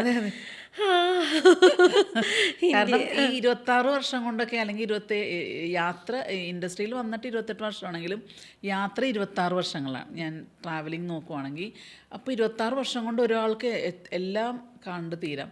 പക്ഷേ എനിക്കത് സാധിക്കാത്തതിൻ്റെ റീസൺ, ഞാൻ പോയ രാജ്യങ്ങളിലേക്ക് വീണ്ടും വീണ്ടും പോകുവാണല്ലോ. അപ്പം നമുക്കവിടെ സമയമില്ല. അപ്പോൾ അമേരിക്കയിലേക്ക് തന്നെ ഞാൻ ഇപ്പോൾ ഒരു 120-130 തവണ ഞാൻ ടൂർ എസ്കോർട്ട് ചെയ്തിട്ടുണ്ട്, അമേരിക്ക മാത്രം. 2008 തുടങ്ങി. അപ്പോൾ ഞാൻ എൻ്റെ ലൈഫിൽ ഏറ്റവും കൂടുതൽ ട്രാവൽ ചെയ്തിട്ടുള്ളത് അമേരിക്കയിലേക്കാണ്. പിന്നെ അതിന് മുന്നത്തെ കാലഘട്ടമാണെങ്കിൽ മലേഷ്യ, സിംഗപ്പൂരൊക്കെ ഞാൻ എത്ര പ്രാവശ്യം പോയി എന്ന് എനിക്ക് അറിയത്ത് പോലുമില്ല. Because actually every week I travel, season ടൈമിലൊക്കെ എവറി വീക്ക് ഒരു ടൂർ കഴിഞ്ഞ് വരുന്നു, അപ്പം തന്നെ അടുത്ത ടൂർ പോകുന്നു. അങ്ങനെയാണ്. മടുത്തിട്ടില്ല? അപ്പോൾ ഇല്ല, ഇഷ്ടമായിരുന്നു. എനിക്കിപ്പോഴും ഇഷ്ടമാണല്ലോ. പക്ഷെ ലൈഫിൽ വലിയൊരു മാറ്റം ഉണ്ടാവുകയാണ് ഈ യാത്ര മുന്നോട്ട് പോകുമ്പോൾ. എന്തായിരുന്നു അത്? എൻ്റെ ലൈഫിലെ ഏറ്റവും ചലഞ്ച് ഞാൻ ഫേസ് ചെയ്തത്, പല ചലഞ്ചസ് ഉണ്ട് ഒരു ബിസിനസ്സൊക്കെ നമുക്ക് ചെയ്യുമ്പോൾ, അതൊക്കെ സോൾവ് ചെയ്യാവുന്ന കാര്യമാണ്. പക്ഷേ ഞാൻ നിന്നിരുന്ന ഒരു തലത്തിൽ നിന്ന് പെട്ടെന്ന് ഞാൻ ഒന്നും അല്ലാത്ത ഒരവസ്ഥയിലേക്ക് എൻ്റെ ലൈഫിൽ ഞാൻ വന്നിട്ടുണ്ട്. അതെൻ്റെ കരിയറിലും, എസ്പെഷ്യലി എൻ്റെ കരിയറിൽ അതാണ് ഞാൻ ഫേസ് ചെയ്യുന്ന ഏറ്റവും വലിയ ചലഞ്ച് എന്ന് പറഞ്ഞു കഴിഞ്ഞാൽ, നേരത്തെ പറഞ്ഞതുപോലെ ഞാൻ ആദ്യം തുടങ്ങിയ ആ സംരംഭം, അല്ലെങ്കിൽ ഞാൻ ഭാഗമായിരുന്ന സംരംഭം എന്ന് പറയുന്നതിന് വെച്ചാൽ ഞാൻ ഒറ്റയ്ക്കല്ല, ഞങ്ങൾ 2 പേരുണ്ടായിരുന്നു. എൻ്റെ എക്സ് ഹസ്ബൻഡ് തന്നെയായിരുന്നു. അപ്പോൾ ഞാനൊരു 2023 വരെ ഞാൻ ആ സ്ഥാപനത്തിന് എല്ലാമായിരുന്നു. ഡയറക്ടറായിരുന്നു, കോ-ഫൗണ്ടറാണ്, എല്ലാമാണ്. അപ്പോൾ 2023 ഞാൻ അത്രയും വർഷം വളർത്തിക്കൊണ്ടുവന്ന, ഞാനും കൂടെ ഭാഗമായി വളർത്തിക്കൊണ്ടുവന്ന, അല്ലെങ്കിൽ ആ സ്ഥാപനത്തിൽ ഒരുപാട് റെസ്പോൺസിബിലിറ്റീസ് അല്ലേ, ഒരു വലിയ പാർട്ട് തന്നെയായിരുന്നു ഞാൻ. അപ്പോൾ അതിൽ നിന്നും 2023 ഞാൻ ഒന്നുമല്ലാതെ ഇറങ്ങി വരേണ്ട ഒരു സാഹചര്യം എൻ്റെ ജീവിതത്തിലുണ്ടായി. പക്ഷേ ഞാനത് റിഗ്രറ്റ്ഫുള്ളി ഒന്നും ഇപ്പോഴും ഞാൻ ചിന്തിക്കുന്നില്ല. എല്ലാം നല്ലതിനാണെന്നാണ് ബിസിനസ്സും ജീവിതവും ഒരുമിച്ച് നഷ്ടപ്പെട്ടു. അതെ അതെ, രണ്ടും. ജീവിതം അതിന് മുന്നേ നഷ്ടപ്പെട്ടു. എന്ത് പറ്റി? അത് പലപ്പോഴും എപ്പോഴും ഒരു ഹസ്ബൻഡ് വൈഫ് അല്ലെങ്കിൽ ഒരു ഫാമിലി ബിസിനസ് എന്ന് പറയുമ്പോൾ എൻ്റെ ലൈഫിൽ മാത്രമല്ല കേട്ടോ, ഞാൻ ഒരുപാട് അങ്ങനെ കണ്ടിട്ടുണ്ട്, കേട്ടിട്ടുണ്ട്. അവിടെ എപ്പോഴും ഒരു ക്ലാഷസ് ഒക്കെ വരാൻ വളരെ ഈസിയാണ്. ആക്ച്വലി ഇങ്ങനെയുള്ളവർക്ക് വേണ്ടത് നമ്മൾ ബിസിനസ്സായിട്ട് കീപ്പ് ചെയ്യും, ഫാമിലിയായിട്ട് കീപ്പ് ചെയ്യും ചെയ്താൽ വളരെ ഈസിയാണ്. They will be the successful people. ആർക്കും അവരെ ഡിഫീറ്റ് ചെയ്യാൻ പറ്റില്ല. പക്ഷേ ഇത് ഇടകലരുമ്പോൾ അത് വലിയ ഒരു പ്രശ്നമാണ്. എന്നെ സംബന്ധിച്ച് ഞാൻ അത് സെപ്പറേറ്റായിട്ട് വെക്കാൻ എനിക്കെപ്പോഴും അന്നും സാധിക്കുന്നു, എനിക്കിന്നും സാധിക്കുന്നുണ്ട്. ബിക്കോസ് ഞാൻ എല്ലാ കാലവും അതിനെ കൂളായിട്ട് എടുക്കുന്ന ഒരാളാണ്. ഭയങ്കര അഗ്രസീവ് ഇമോഷണലായിട്ടുള്ള ഒരാൾ അല്ല. ആയിരുന്നു കേട്ടോ പണ്ടൊക്കെ, എൻ്റെ ചെറുപ്പകാലത്തിൽ. പിന്നീട് അങ്ങനെ അതൊക്കെ സാഹചര്യങ്ങൾ അതെ മോൾഡ് ചെയ്തു. പക്ഷേ എൻ്റെ കൂടെയുള്ള എൻ്റെ ലൈഫ് പാർട്ട്ണറിന് ചിലപ്പോൾ അങ്ങനെ സാധിച്ചു കാണില്ല. അതുകൊണ്ട് തന്നെ പൊതുവെ, പക്ഷേ അതാരുടെ കുറ്റം അല്ല. സോ അത് ഒരു സെപ്പറേഷനിലേക്ക് കൂടിയിട്ട് വന്നു. 2018 ഞങ്ങൾ ഒഫീഷ്യലി സെപ്പറേറ്റഡ് ആയി. പക്ഷേ ലൈഫിൽ മാത്രമേ ഞങ്ങൾ സെപ്പറേറ്റഡ് ആയുള്ളൂ. ബിസിനസ്സിൻ്റെ കാര്യത്തിൽ നല്ലൊരു ധാരണയിൽ തന്നെയായിരുന്നു മുമ്പോട്ട് പോയത്. നമ്മളൊരു വ്യക്തിയായിട്ടൊരു രീതിയിലും ഒത്തുപോകില്ല എന്ന് വരുമ്പോഴാണ് ഒരു ദാമ്പത്യ ജീവിതത്തിൽ നിന്ന് പടിയിറങ്ങുന്നത്. ആ വ്യക്തിയെ ഇനി മുൻപോട്ട് കാണാതിരിക്കാൻ നമ്മൾ ആഗ്രഹിക്കും, അല്ലെങ്കിൽ അദ്ദേഹത്തിൻ്റെ ഓർമ്മകൾ പോലും നമുക്ക് വേദന തരുന്ന കാര്യങ്ങളായിരിക്കും. പക്ഷേ വീണ്ടും നമ്മൾ രാവിലെ എഴുന്നേറ്റ് ആ ഓഫീസിലേക്ക് വരുമ്പോൾ ആ വ്യക്തിയെ തന്നെയാണ് കാണുന്നത്, അദ്ദേഹത്തോട് തന്നെയാണ് സംസാരിക്കുന്നത്, ബിസിനസ് ഒരുമിച്ച് കൊണ്ടു. അതെങ്ങനെ സാധിച്ചു? കാരണം നമുക്ക് ഏറ്റവും വലുത് നമ്മുടെ ഫാമിലി ലൈഫാണ്. അത് നഷ്ടപ്പെട്ട് ഒരു ഡിവോഴ്സ് കിട്ടി. പിറ്റേ ദിവസവും ജീന ചേച്ചി രാവിലെ 9:30 ഓഫീസിലെത്തി. ആ വ്യക്തിനെ തന്നെ സംസാരിക്കുന്നു, എല്ലാ കാര്യങ്ങളും അദ്ദേഹമായിട്ട് കോർഡിനേറ്റ് ചെയ്യുന്നു, ഒരു ബിസിനസ് പരമായിട്ടുള്ള എല്ലാ കാര്യങ്ങളും വളരെ സ്മൂത്തായിട്ട് പോകുന്നു. അതിനെങ്ങനെ ഒരു ധൈര്യം കിട്ടി? അതിന് കുറേ ഫാക്ടേഴ്സ് ഉണ്ട്. ഒന്ന്, ഞാനൊരു ഈശ്വരവിശ്വാസിയാണ്. എൻ്റെ ലൈഫിൽ ദൈവം അറിയാതെ ഒന്നും നടക്കുന്നില്ല എന്ന് ഞാൻ ഉറച്ച് വിശ്വസിക്കുന്നുണ്ട്. അപ്പോൾ ഇതും അതിൻ്റെ ഒരു പാർട്ടാണല്ലോ. എനിക്ക് പരാതികളൊന്നുമില്ല. മറ്റൊന്ന്, ഞങ്ങൾക്ക് രണ്ടുപേർക്കും ഈ ഡിവോഴ്സ് അല്ലെങ്കിൽ പ്രശ്നങ്ങളൊക്കെ പലപ്പോഴും പല തെറ്റിദ്ധാരണകളുടെയും പുറത്തുണ്ടാകുന്ന കാര്യങ്ങളാണ് കൂടുതലും. അപ്പം ഇതും അങ്ങനെയുള്ള കുറേ റീസൺസൊക്കെ ഇതിൻ്റെ പുറകിലുണ്ടായിരുന്നു. വെച്ച് ഞങ്ങൾ രണ്ടുപേരും ഒരിടക്കാലത്ത് അത് റിയലൈസ് ചെയ്തിട്ടുമുണ്ട്. പിന്നീട് ഇനി എന്നോട് പേഴ്സണലി ചോദിക്കുവാണെങ്കിൽ എനിക്ക് ആ വ്യക്തിയോട് ഇന്നും ഒരു വിരോധമില്ല, അന്നുമില്ല. ഇന്ന് ഞാൻ വളരെ റെസ്പെക്റ്റ് ചെയ്യുന്ന ഒരു വ്യക്തിയാണ് അദ്ദേഹം. അപ്പോൾ അതുകൊണ്ട് എനിക്ക് അദ്ദേഹത്തെ ഫേസ് ചെയ്യാനോ അല്ലെങ്കിൽ എനിക്കങ്ങനെയൊന്നും തോന്നിയിട്ടില്ല. ഞാൻ എന്തെങ്കിലും മാറ്റി ചിന്തിച്ചാലല്ലേ എനിക്കങ്ങനെ വേറെ ആളോട് പ്രശ്നം തോന്നേണ്ട കാര്യമുള്ളൂ. എനിക്കങ്ങനെ തോന്നിയിട്ടില്ല. എൻ്റെ വിധി എന്താണോ അത് ഞാൻ ആക്സെപ്റ്റ് ചെയ്തു, and I have gone through it. അപ്പോൾ ഞാനത് ഓവർകം ചെയ്ത ഒരാളാണ്. നമുക്കെപ്പോഴും പലപ്പോഴും പലരോടും വ്യക്തിവൈരാഗ്യങ്ങൾ ഉണ്ടാകുന്നത് പ്രശ്നം നമുക്ക് ഓവർകം ചെയ്യാൻ പറ്റാത്തതുകൊണ്ടാണ്. പക്ഷേ പ്രോബ്ലംസ് നമ്മൾ ഓവർകം ചെയ്ത് കഴിഞ്ഞാൽ എനിക്ക് തോന്നുന്നില്ല അവരോട് നമുക്ക് തിരിച്ച് ഒരു ദേഷ്യമോ കാര്യങ്ങളോ, ബിക്കോസ് നമ്മൾ നശിച്ചു പോയില്ലല്ലോ, പിന്നെന്താ കുഴപ്പം. ഞാൻ ഭയങ്കര നോർമലായ ഒരാളാണ്. എനിക്ക് ഒരുപാട് ഞാൻ പറഞ്ഞല്ലോ, എനിക്ക് ഭയങ്കര ഇമോഷൻസോ ഭയങ്കര ദേഷ്യമോ അല്ലെങ്കിൽ ഒരുപാട് ഓവർ നല്ലതുണ്ടായാലും കുറേ സന്തോഷിക്കും ഒന്നുമല്ല. ഞാനെല്ലാം എൻ്റെ ലൈഫിൽ എനിക്ക് മിനിമലൈസ് ചെയ്യാൻ പറ്റി. ആ ഒരു കമ്പനി ഞങ്ങൾ രണ്ടുപേരും കൂടെ വളർത്തിക്കൊണ്ടുവന്ന ഒരു കമ്പനി ഒരിക്കലും വ്യക്തികളുടെ പ്രശ്നങ്ങൾ കൊണ്ട് അത് പോകാതിരിക്കുക അല്ലെങ്കിൽ അത് എനിക്ക് ഒട്ടും ഓക്കെ അല്ല. കാരണം എൻ്റെ ലൈഫ് എനിക്ക് വേറെ അജണ്ട ഉണ്ടായിരുന്നില്ല. അതാണ് മെയിൻ തിങ് കേട്ടോ. ഞാൻ വേറൊരു ലൈഫിനെ കുറിച്ചോ അല്ലെങ്കിൽ വേറൊരു ബിസിനസ് തുടങ്ങുന്നതോ അല്ലെങ്കിൽ ഇവിടെ നിന്ന് പോയാൽ വേറെ എന്തെങ്കിലും ചെയ്യാം അങ്ങനെയൊന്നും ഞാൻ ചിന്തിക്കാത്ത ഒരു വർഷമാണ് അത്. അപ്പോൾ അതുകൊണ്ട് ഞാൻ ആസ് യൂഷ്വൽ ഓഫീസിൽ പോയി. That was my routine all these years. ഒരു 2000 അല്ലെങ്കിൽ 1998 1999 തുടങ്ങി എൻ്റെ റുട്ടീൻ എന്ന് പറയുന്നത് രാവിലെ ആ സ്ഥാപനത്തിൽ പോവുക, ആ സ്ഥാപനത്തിന് വേണ്ടി ജോലി ചെയ്യുക, വളർത്തിക്കൊണ്ടുവരിക. അതിൽ നിന്ന് മാറിയിട്ട് എനിക്ക് എന്ത് ചെയ്യാൻ പറ്റും? ഒരു സ്ത്രീ എന്നുള്ള നിലയിൽ, അല്ലെങ്കിൽ ഒരു അമ്മ എന്ന നിലയിൽ, ഒരു ഭാര്യ എന്ന നിലയിൽ, ഒരു ഓൺട്രപ്രണർ ആയപ്പോൾ ഏറ്റവും കൂടുതൽ മിസ് ചെയ്തേക്കുന്നത് എന്താണ്? ഏറ്റവും കൂടുതൽ മിസ് ചെയ്തത് എൻ്റെ മദർഹുഡാണ്. ഞാൻ ഇന്നും കുറച്ച് വേദനയോടുകൂടെ ഞാൻ ഓർക്കുന്നത് ആ കാലഘട്ടം. എനിക്കൊരു അണ്ടു ചിലർ ചോദിക്കാറുണ്ട്, അണ്ടു ചെയ്താൽ എന്താണ് നമുക്ക് ലൈഫ്. അപ്പം ഞാൻ അണ്ടു ചെയ്യാൻ ആഗ്രഹിക്കുന്നത് എൻ്റെ മദർഹുഡ് എനിക്ക് തിരിച്ചു കിട്ടണം. കിട്ടൂല, അതെനിക്കറിയാം, പക്ഷേ അതാണ് ഞാൻ ആകെ കൂടെ ആഗ്രഹിക്കുന്ന ഒരു കാര്യം. കാരണം ഞാൻ എൻ്റെ കുട്ടികളെയൊക്കെ പ്രസവിച്ച് കഴിഞ്ഞതിന് ശേഷവും ഈവൺ എൻ്റെ രണ്ടാമത്തെ മോളുടെ ഡെലിവറി കഴിഞ്ഞിട്ട് ആ കുഞ്ഞിനെ ഒരു മാസം പോലും ആകുന്നതിന് മുമ്പ് യാത്ര ചെയ്യേണ്ടി വന്ന ഒരാളാണ് ഞാൻ. അപ്പോൾ ഞാനും ഫിസിക്കലി ഓക്കെ അല്ല, കുഞ്ഞിനെയും വിടാൻ പറ്റത്തില്ല. പക്ഷേ നേരത്തെ പറഞ്ഞല്ലോ, ഓൺടർപ്രണറാണ്, ബിസിനസ് നടത്തുന്ന ഒരാളാണ്. നമ്മളെ കസ്റ്റമേഴ്സ് നമ്മളെ സ്ഥാപനത്തിനെ വിശ്വസിക്കുന്നു, നമ്മളെ വിശ്വസിക്കുന്നു. അപ്പോൾ ആ ഒരു സമയത്ത് യാത്രകൾ ആണല്ലോ, അതാണല്ലോ നമ്മളുടെ ജോലി. അപ്പോൾ യാത്ര ചെയ്യാതിരിക്കാൻ പറ്റില്ല, വേറെ ആരുമില്ല, പോയേ പറ്റൂ, പോയി. അപ്പം എനിക്കൊരുപാട് നഷ്ടങ്ങളുണ്ടായിട്ടുണ്ട്. എൻ്റെ കുഞ്ഞുങ്ങളുടെ ഒരു വളർച്ച, അല്ലെങ്കിൽ അവരുടെ ചെറിയ ചെറിയ കളികൾ, തമാശകൾ, വളർച്ചകൾ, അല്ലെങ്കിൽ അവർക്ക് അസുഖമാകുമ്പോൾ അവരുടെ കൂടെ ഇരിക്കുക, അതൊക്കെ എനിക്ക് ലൈഫിൽ തീരെ നഷ്ടപ്പെട്ടു പോയ കാര്യങ്ങളാണ്. പക്ഷേ അന്ന് എനിക്ക് ഒരു ചോയ്സ് ഉണ്ടായിരുന്നില്ല, അല്ലെങ്കിൽ ഒരു ചോയ്സ് എനിക്കാരും തന്നില്ല. You can take this or that. അപ്പോൾ ചോയ്സ് ഇല്ലെങ്കിൽ നമ്മൾ എന്ത് ചെയ്യും? ഒരെണ്ണം ചൂസ് ചെയ്ത് മുന്നോട്ട് അത് തന്നെ മുമ്പോട്ട് പോകണം. നമ്മുടെ കയ്യിലുള്ള എന്നാണോ അത് വെച്ച് മുമ്പോട്ട് പോകണം. അപ്പോൾ ഞാനത് ഒരുപാട് നഷ്ടപ്പെട്ടു. അതൊരു നഷ്ടം ആണ്, തിരിച്ചു കിട്ടില്ല. ബാക്കിയെല്ലാം നമുക്ക് വേണമെങ്കിൽ കോംപ്രമൈസ് ചെയ്യാം. നമ്മുടെ പേഴ്സണൽ ഇഷ്ടങ്ങളും നമ്മളുടെ ആഗ്രഹങ്ങളും ഒക്കെ നമുക്ക് കോംപ്രമൈസ് ചെയ്യുമ്പോൾ നമ്മൾ മാത്രം സഹിച്ചാൽ മതിയല്ലോ, കുഴപ്പമില്ലല്ലോ അത്. പക്ഷേ മദർഹുഡ് എനിക്കിപ്പോൾ ആ പ്രായത്തിലേക്ക് തിരിച്ചു പോകാനോ എൻ്റെ കുഞ്ഞുങ്ങൾക്ക് ആ പഴയ പ്രായത്തിൽ തിരിച്ചു പോകാനോ എന്തായാലും സാധിക്കില്ല. അതെനിക്ക് ഒരു തീരാ നഷ്ടമാണ്. എനിക്ക് തോന്നുന്നു പേഴ്സണലി എനിക്ക് നഷ്ടപ്പെട്ടത് അതാണ്. പക്ഷേ എല്ലാവർക്കും അങ്ങനെ ആവണമെന്നില്ല, എല്ലാ വുമൺ ഓൺടർപ്രണേഴ്സിനും അങ്ങനെ ആവണം എന്ന് നിർബന്ധമില്ല. അത് അവരുടെ സാഹചര്യങ്ങളും കൂടെ നിൽക്കുന്ന ആളുകളുടെ സപ്പോർട്ടും അവർക്ക് കിട്ടുന്ന ചോയ്സസും കിട്ടാം. എനിക്കത് കിട്ടാത്തത് കൊണ്ടാണ് അതെനിക്ക് നഷ്ടപ്പെട്ടത്. ഞാനിപ്പോൾ ഈ പറയുന്ന സമയം എന്ന് പറഞ്ഞു കഴിഞ്ഞാൽ ആ കമ്പനി അത്രയും വലുതായിട്ടില്ലല്ലോ. അപ്പോൾ നമ്മൾ തന്നെയാണ് എല്ലാ കാര്യങ്ങളും ചെയ്യേണ്ടത്. അതുകൊണ്ട് അവിടെ ചോയ്സ് ഇല്ല. ഇന്ന് നമ്മൾക്ക് കുറേ സ്റ്റാഫ് കാര്യങ്ങളൊക്കെ ഉണ്ടെങ്കിൽ നമുക്ക് കുറേ കാര്യങ്ങളിൽ നിന്നൊക്കെ മാറി നിൽക്കാനും നമ്മുടെ പേഴ്സണൽ കാര്യങ്ങളൊക്കെ ശ്രദ്ധിക്കാനും പറ്റും. പക്ഷേ ആ ഒരു കാലത്തിൽ അതെ എത്തിയിട്ടില്ലായിരുന്നു. അപ്പോൾ ഹാർഡ് വർക്ക്, ഇന്നത്തെ പോലെ സ്മാർട്ട് വർക്ക് അന്നില്ല, ഹാർഡ് വർക്കാണ് അന്ന്. ഇപ്പോൾ എല്ലാം ചേഞ്ച് ആയില്ലേ.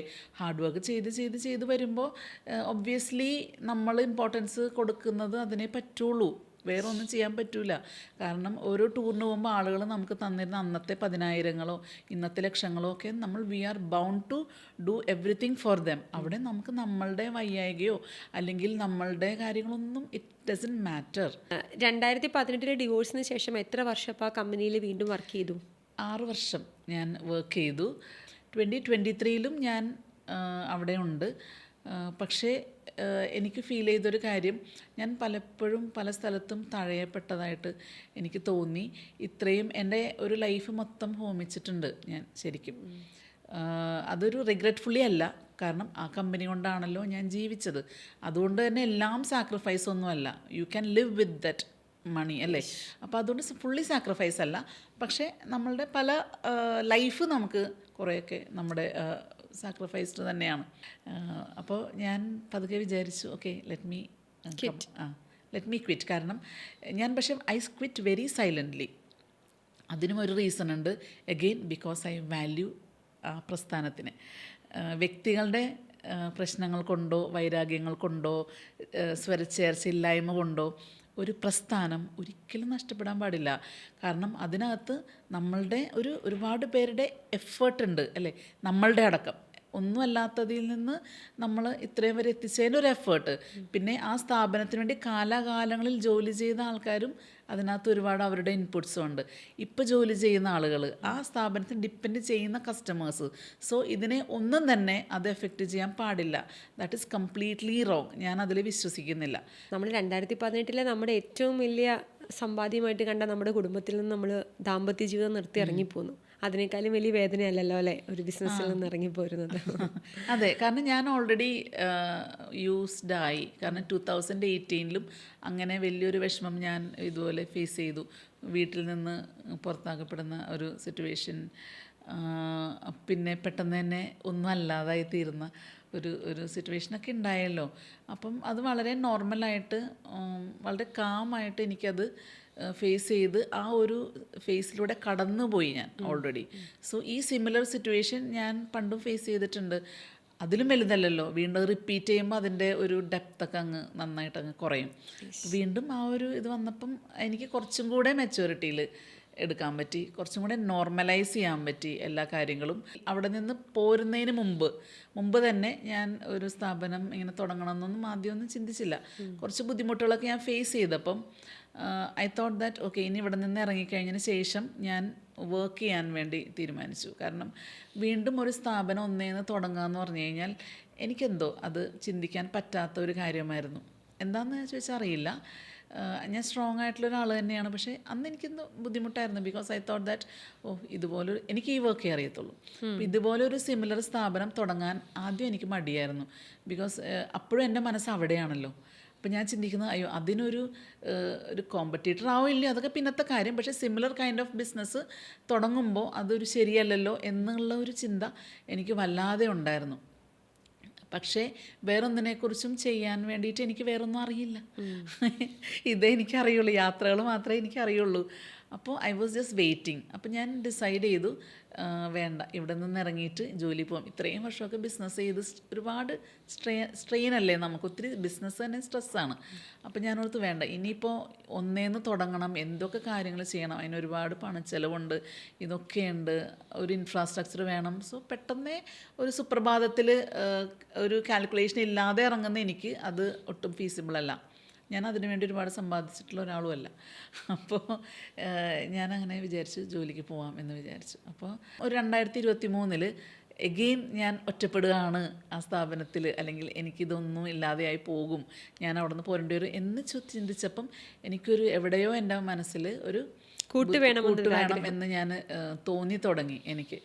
അപ്പോൾ ഞാനിങ്ങനെ ചിന്തിച്ചു. അവസാനം ഇങ്ങനെ ഒരു അറേഞ്ച്ഡ് മാരേജ് ആയിട്ട് തന്നെ എനിക്ക് ഇപ്പോൾ എൻ്റെ ഹസ്ബൻഡായിട്ടുള്ള എൻ്റെ ഷൈബിനെ എനിക്ക് ഷൈബിൻ ചേട്ടൻ അങ്ങനെ 2023 ജീവിതത്തിലേക്ക് അതെ അതെ അതെ അതെ ഒരു ഒരിടത്ത് പടിയിറക്കവും വേറൊരിടത്ത് നമ്മളൊരു പുതിയ ജീവിതം തുടങ്ങുകയും ചെയ്തു. അതെ തീർച്ചയായിട്ടും. അതെ അതെ നല്ലതല്ലേ ലൈഫിൽ, നമുക്കൊരു വിഷമമില്ലല്ലോ. അപ്പോൾ കല്യാണം കഴിക്കാൻ വേണ്ടി ഡിസൈഡ് ചെയ്തു, ഡേറ്റ് കാര്യങ്ങളൊക്കെ എല്ലാം ഫിക്സ് ചെയ്തു. പക്ഷേ പിന്നെ ഈ പറഞ്ഞ പോലെ വീണ്ടും പഴയ സ്ഥാപനത്തിന് ഒറ്റപ്പെട്ടു എന്ന് ഞാൻ പറഞ്ഞല്ലോ. അപ്പം എന്നാലും ഞാൻ മാരേജൊക്കെ ആയിട്ട് ഞാൻ മുമ്പോട്ട് പോയി. മാരേജ് കഴിഞ്ഞതിന് ശേഷം ഒരു 3-4 മാസത്തോളം ഞാൻ അവിടെ വീണ്ടും ഇരുന്നു. പിന്നെ എനിക്ക് തോന്നി ഞാൻ ക്വിറ്റ് ചെയ്യാം. കാരണം മറ്റൊരാൾക്കും ബുദ്ധിമുട്ടുണ്ടാകാൻ വേണ്ടി പാടില്ല. പക്ഷേ ഞാൻ ഒട്ടും ഓക്കെ ആയിരുന്നില്ല കേട്ടോ. കാരണം എന്താണെന്ന് വെച്ചാൽ ഇത്രയും നാൾ ബിസി ആയിരുന്ന ഞാൻ പെട്ടെന്ന് പിറ്റേ ദിവസം അല്ലെങ്കിൽ ഒന്നും ചെയ്യാനില്ല. അപ്പോൾ അങ്ങനെ ഒരു സിറ്റുവേഷനിലേക്ക് ഞാൻ വന്നു. അപ്പോൾ എനിക്ക് എന്ത് ചെയ്യണം എന്നറിയില്ല. അതാണ് അതിൻ്റെ ഏറ്റവും വലിയ ഇത്. വീട്ടിലിരുന്ന് അങ്ങനെ വെറുതെ ഇരുന്നിട്ടുമില്ല നമ്മൾ ബിസി അല്ലാതെ. പെട്ടെന്ന് ഞാൻ ബിസി അല്ലാതെ ഈ 20-25 കൊല്ലം കൊണ്ട് 78 രാജ്യങ്ങൾ, അമേരിക്കയിൽ 100-ലധികം പോയേക്കുന്ന ഒരാളോട് രാവിലെ എഴുന്നേറ്റിട്ട് വീട്ടിൽ ചെയ്തിരിക്കാൻ പറയുന്നത് പ്രാക്ടിക്കലി നടക്കത്തില്ല. അതെ അതെ അതെ. അപ്പോൾ ഷൈബിൻ ഇസ് വർക്കിംഗ്. അപ്പോൾ ഷൈബിൻ രാവിലെ ജോലിക്കായിട്ട് പോകും, ഞാനപ്പോൾ വീട്ടിലിങ്ങനെ ഇരിക്കുന്നു. അപ്പോൾ എനിക്ക് ഒരു ഡിപ്രഷൻ കണക്ക് എനിക്ക് ഫീൽ ചെയ്യാൻ തുടങ്ങി.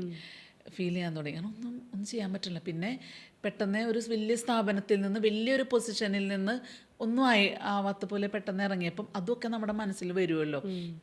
അപ്പം ഞാൻ ആ സമയത്ത് എന്താ ചെയ്തിരുന്നതെന്ന്, ചില ദിവസങ്ങളിൽ ഞാൻ രാവിലെ ഷൈബിൻ്റെ കൂടെ ഞാൻ ഇറങ്ങും. അപ്പോൾ എന്നിട്ട് ഞാൻ ഷൈബിനോട് പറയും എന്നെ ഏതെങ്കിലും മെട്രോ സ്റ്റേഷനിൽ ഡ്രോപ്പ് ചെയ്യാൻ പറയും. അപ്പോൾ ഷൈബിൻ എന്നെ വൈറ്റില മെട്രോ സ്റ്റേഷനിൽ ഡ്രോപ്പ് ചെയ്യും. എന്നിട്ട് ഞാൻ മെട്രോ കയറിയിട്ട് ഞാൻ മെട്രോയിൽ ഇങ്ങനെ ഇരുന്നിട്ട് ചിലപ്പോൾ ഞാൻ ആലുവ വരെ പോകും, ഇറങ്ങും, ടിക്കറ്റ് എടുക്കും, ഞാൻ വീണ്ടും കാരണം എനിക്ക് എന്ത് ചെയ്യണമെന്ന് അറിയില്ല. വീട്ടിലിരുന്ന് കഴിഞ്ഞാൽ എനിക്ക് ഭ്രാന്ത് പിടിക്കുമെന്ന് എനിക്ക് തോന്നി ആ സമയത്തൊക്കെ. അപ്പോൾ പിന്നെ കുറേ നേരം ഞാൻ പള്ളിയിൽ പോയിരിക്കും. ഒരുപാട് പള്ളികളിൽ ഞാൻ അങ്ങനെ എപ്പോഴെപ്പോഴും ഇങ്ങനെ പോയി കുറേ സമയം പോകണ്ടേ. അതിന് വൈകിട്ട് ഷൈബിൻ ഓഫീസിൽ നിന്ന് ജോലി കഴിഞ്ഞ് വരുന്നതുവരെ ഞാൻ ഒറ്റയ്ക്കാണല്ലോ. അപ്പോൾ അങ്ങനെ ഞാൻ ചെയ്യുമായിരുന്നു. മെട്രോകൾ കയറിയാൽ ഇതൊക്കെയായിരുന്നു എൻ്റെ ആ സമയത്തുള്ള കാര്യങ്ങൾ. പക്ഷേ അതൊക്കെ ഇറ്റ് വാസ് ഡിഫിക്കൾട്ട്. എന്തൊക്കെ നമ്മൾ സ്ട്രോങ് ആണെന്ന് പറഞ്ഞാലും it was very difficult for me. Because ഞാൻ പെട്ടെന്ന് ഒരു കണക്കായി. ആക്ച്വലി ഞാൻ ആ കമ്പനിയിൽ നിന്ന് ഇറങ്ങുമ്പോൾ തന്നെ ഷൈബിൻ എൻ്റെ അടുത്ത് ഒരു സ്ഥാപനം തുടങ്ങണം എന്ന് പറഞ്ഞു.